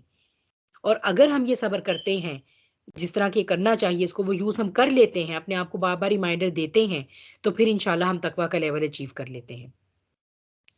तो ये जो टूल है सब्र का, ये होना बहुत ज़रूरी है। और गोल्स जो हैं वो हमारे ब्रॉडर गोल्स, वैसे तो हर कोई अपने-अपने गोल बनाता है, लेकिन ब्रॉडर गोल्स क्या हैं? शाहरुन मुबारक बनाएँगे हम इसे, शहर कहते हैं महीने को, ठीक है? तो शाहरुन मुबारक बनाएँगे हम इसे, और शाहरुल मग़फ़िरा बनाएँगे, क्योंकि ये मुबारक महीना था ना, जो मैं आपको आपको कह रही थी कि एक मुबारक महीना आ गया, पता नहीं वो हदीस पीछे थी, अगर है तो मैं आपको दोबारा वहाँ जाके दिखा दूँ। नहीं, वो फिर किसी दूसरी हदीस में है, सॉरी। तो ये कि शाहरुल मुबारक जो है ये एक बरकत जो है, इसका क्या कॉन्सेप्ट है? हम ये समझते हैं कि बस हमारे काम सारे ठीक-ठीक हो जाना, रूटीन में हो जाना, और बिल्कुल एक चीज़ों का स्मूथ गुज़र जाना। बरकत असल में क्या होती है? कसरतुल ख़ैर, खैर की कसरत बादुल बलाई, आजमाइश के बाद। ठीक है, कसरतुल खैर बादुल बलाई, खैर की कसरत का हो जाना आजमाइश के बाद, बला के बाद, थकन के बाद। हम कहते हैं ना इन्ना माल उसरी युसरा, तो ये वो वाला कॉन्सेप्ट है। यानी आप ये देखें कि जैसे हम इसमें हज़रत हाजर की मिसाल ले सकते हैं। मक्के के बारे में हज़रत इब्राहीम अलैहिस्सलाम ने दुआ फरमाई अल्लाह सुब्हानहू व तआला से कि अल्लाह ताला इसे एक मुबारक शहर बनाना, इसे एक ऐसा शहर बनाना, सॉरी मुबारक नहीं, उन्होंने कहा था एक ऐसा शहर बनाना जहाँ पर फलों और रिज़्क की कसरत हो। ठीक है? और एक और जगह जो है वो अल्लाह सुब्हानहू व तआला ने मक्का को मुबारक शहर कहा है। लेकिन मक्का को ये बरकत कैसे मिली? इसके पीछे वो जो पूरी एक इब्तला थी, वो जो बला थी, जिससे हज़रत हाजर गुज़री हैं। बला अरेबिक में आज़माइश को कहते हैं हम उर्दू में उसको, ठीक है? तो जो हज़रत हाजर गुज़री हैं कि वो एक रेगिस्तान था, जहाँ पे कुछ भी नहीं था, और जब उनका खाना, उनका और उनके बच्चे का, उनके नवमौलूद बच्चे का जो है वो खाना-पानी सब ख़त्म हो रहा था, हो चुका था, तो फिर उन्होंने क्या किया? वो कभी सफ़ा की चोटी की तरफ भागती थी, कभी मरवा की चोटी की तरफ भागती थी, और साथ-साथ अल्लाह ताला से दुआ करती थीं। और फिर ये एक इतनी बड़ी जो कुर्बानी थी कि वो उन्होंने अपने शौहर को क्वेश्चन नहीं किया। सिर्फ़ ये पूछा कि ये बता दें कि क्या अल्लाह ने आपको हुक्म दिया, आप हमें यहाँ छोड़ के जा रहे हैं? तो जब उन्होंने ये सर अपना हिला दिया हाँ में, तो फिर उन्होंने कहा कि फिर मेरा अल्लाह हमें अकेला नहीं छोड़ेगा। तो उसके बाद ये शहर आबाद होना शुरू हुआ। उसके बाद ज़मज़म जारी हुआ। उसके बाद यहाँ पर पानी का वो ऐसा एक यानी ये है वो बरकत। ये उनकी आज़माइश की के में जो उनका एटीट्यूड था ना, जो एक मोमिन का एटीट्यूड होना चाहिए, उस इब्तला में जो एटीट्यूड था ना, वो एटीट्यूड था जिसकी वज़ह से बाद में ये बरकत आई है। तो हम क्या करते हैं, हमारा क्या होता है कि हम थकन और इब्तला और आज़माइश में हम क्या करते हैं, रोना-धोना, रोना-पीटना। हमारा तो एटीट्यूड नहीं होता हज़रत हाजर अलैहिस्सलाम वाला। हम कहाँ पर ये ग्रेस दिखाते हैं जो ग्रेस उन्होंने दिखाई। हम कहाँ पर तवक्कल का वो लेवल प्रैक्टिस करते हैं। हम कहाँ पर जो है वो ऐसे सब्र जो है वो उसे काम लेते हैं। तो हमने ये सोचना है कि हमने इस महीने में भी जो हमें रोज़ा रख के तकलीफ़ात आएँगी, जो मुश्किलात आएँगी, रूटीन मुश्किल हो जाएगी, सब कुछ होगा। उसके बावजूद जो है वो हमने जो है वो ये एक सब्र से काम लेना है। क्योंकि ये जो भी मुश्किल और थकन आ रही है हमें, ये एक हमारा ट्रेनिंग पीरियड चल रहा है, तो इंशाल्लाह ये आसान होगी और फिर हमारी ज़िंदगी में कसरतुल ख़ैर हो जाएगी। तो वो खैर की जो कसरत है, आज हमें जो मक्का नज़र आता है, ऐसे आबाद और मतलब वहाँ पर कभी कमी नहीं होती किसी शय की, रिज़्क में से। कैसे हज़रत इब्राहीम अलैहिस्सलाम की वो दुआ जो है वो केम इंटू द रियलिटी, तो वो किस तरह से हुई? उसके पीछे जो एक इब्तला थी जो उन्होंने काटी हज़रत हाजर अलैहिस्सलाम ने, वो इब्तला जो है, वो जो उनका रवैया है वो लेके, और इनफैक्ट जो मोमिन है ना, उसकी तो सारी ज़िंदगी ही आप सोचें कि इसी तरह ही है। क्योंकि बात वही है कि हमने खाली रमज़ान का महीना तो ऐसा नहीं गुज़ारना, हमने आपको ट्रांसफ़ॉर्म करना है और हमने पूरी ज़िंदगी पर उसको इम्प्लीमेंट करना है, इंशाल्लाह। तो एक मोमिन की पूरी ज़िंदगी आप समझें कि सौम के लेवल पर ही गुज़रती है। सौम से तकवा के लेवल पर वो जाता रहता है, कोशिश करता रहता है बार-बार, टू एंड फ्रो। तो एक मोमिन जो है वो तो पूरी ज़िंदगी इसी तरह थकन में गुज़ारता है। हमने पढ़ा हुआ है ना कि ये दुनिया जो है वो काफ़िर की जन्नत है और मोमिन के लिए कैद खाना है। तो वो तो पूरी ज़िंदगी यहाँ पर एक थकन, एक आज़माइश या जो-जो आज़माइशें भी उसको आती हैं, वो उनको इसी तरह गुज़ारता है जैसे हज़रत हाजर अलैहिस्सलाम ने जो एटीट्यूड एग्ज़िबिट किया, वो ही एग्ज़िबिट करता है, ताकि फिर मुझे कसरतुल ख़ैर मिले उख़रवी ज़िंदगी में, हमेशा रहने वाली ज़िंदगी में। यानी हमारी पूरी ज़िंदगी हमारा, आप कह लें कि सौम है और हमारी मौत हमारा इफ्तार होगी। एक मोमिन तो फिर रेस्ट करेगा ना जाके, थका-हारा जाएगा, और जब मुल्कुल मौत आएँगे उसकी रूह को कब्ज़ करने के लिए, तो उनके साथ फ़रिश्तों की ऐसे हसीन चेहरों वाले वे फ़रिश्ते आएँगे जो ऐसी चादर लाएँगे जो खूबसूरत, उसकी खुशबू होगी दुनिया की किसी भी मुश्क और कस्तूरी से भी ज़्यादा खूबसूरत खुशबू होगी। फटाफट उसकी रूह को उसमें लपेट लेंगे और फिर उस रूह को जो है वो अहले इल्लियीन में उसको लिख दिया जाएगा, सातवें आसमान तक उसको एंट्री अलाउ होगी, और फिर उस बंदा मोमिन के लिए अल्लाह सुब्हानहू व तआला फरमाएँगे, अब मेरे बंदे के लिए उसकी कब्र में जन्नत का बिछोना बिछा दो। सुबहान अल्लाह! जिसकी ऐसी मौत हो, क्या वाक़ई उसके लिए दुनिया कैदखाना नहीं होगी? जिसके कब्र की एक खिड़की जन्नत की तरफ के बागों की तरफ खुली रहे और वहाँ से उसे जन्नत में उसका मुकाम भी दिखाया जाता रहे। इतनी मुबारक मौत। तो फिर ये जो हमें जो कसरतुल खैर अचीव होनी है ना, वो हमें अपनी सारी ज़िंदगी का सौम रखने से, यानी पूरी ज़िंदगी की जो इब्तला है, जो आज़माइश है ना, उसमें सब्र का टूल जो है उसको अपने साथ रख के उसके साथ चलने से, अपने नफ्स की ट्रेनिंग से, अपने अपने नफ्स को टेम करने से। लेकिन इसके लिए वही बात है कि हमें बहुत ज़्यादा रियाज़त, बहुत ज़्यादा प्रैक्टिस चाहिए होगी। So let's take Ramzan as an opportunity, क्योंकि इसमें मैंने जैसे पहले कहा कि बाहर की रेजिस्टेंस कम है, तो हमारे लिए ये एक बहुत ज़बरदस्त अपॉर्च्युनिटी है कि हम इसमें जो है ना वो ये चीज़ प्रैक्टिस कर सकें। And that is the very purpose of the month of Ramzan. फिर ये कि हम इसे शहरुल मग़फ़िरा बना सकें अपने लिए। हम सबको अल्लाह सुब्हानहू व तआला की मग़फ़िरत की ज़रूरत होती है। अगर अल्लाह सुब्हानहू व तआला की मग़फ़िरत हमारे शामिल हाल ना हो, तो हमारी कोई इबादत भी कबूलियत के दर्जे तक नहीं पहुँच सकती। हमें अपनी तमाम इबादत अंजाम देने के बाद अल्हम्दुलिल्लाह तो करना ही चाहिए, लेकिन साथ हमें अल्लाह से मग़फ़िरत भी माँगनी चाहिए कि अल्लाह, हम आपकी ज़ात का हक़ नहीं अदा कर सकते। हम कासिर हैं, हम आजिज़ हैं। हमारी जो कमी है, जो कोताही है, प्लीज़ आप इसको अपने अपनी रहमत से उसको पूरा कर दीजिएगा। प्लीज़ आप हमारे साथ मग़फ़िरत का मामला फ़रमाएँ। लेकिन जैसे मैंने आपसे सब्र की बात की, सब्र के टूल से हम ये देखेंगे कि ये जो हमारे अंदर किसी को माफ़ करने का स्टैमिना कितना है। क्या कभी हमने हकीकी मायनों में अल्लाह सुब्हानहू व तआला का शुक्र अदा किया है? अल्लाह सुब्हानहू व तआला का शुक्र अदा अगर हम हकीकी मायनों में करें, तो हम उस इंसान को माफ़ करने की सलाहियत अपने अंदर पैदा कर सकते हैं, जिसने हमें सबसे ज़्यादा तकलीफ़ दी होगी। और ऐसा हम इसलिए करेंगे क्योंकि हम ये सोचेंगे कि अल्लाह सुब्हानहू व तआला ने हमें इतनी नेमतों से नवाज़ा है, इतनी नेमतों से नवाज़ा है।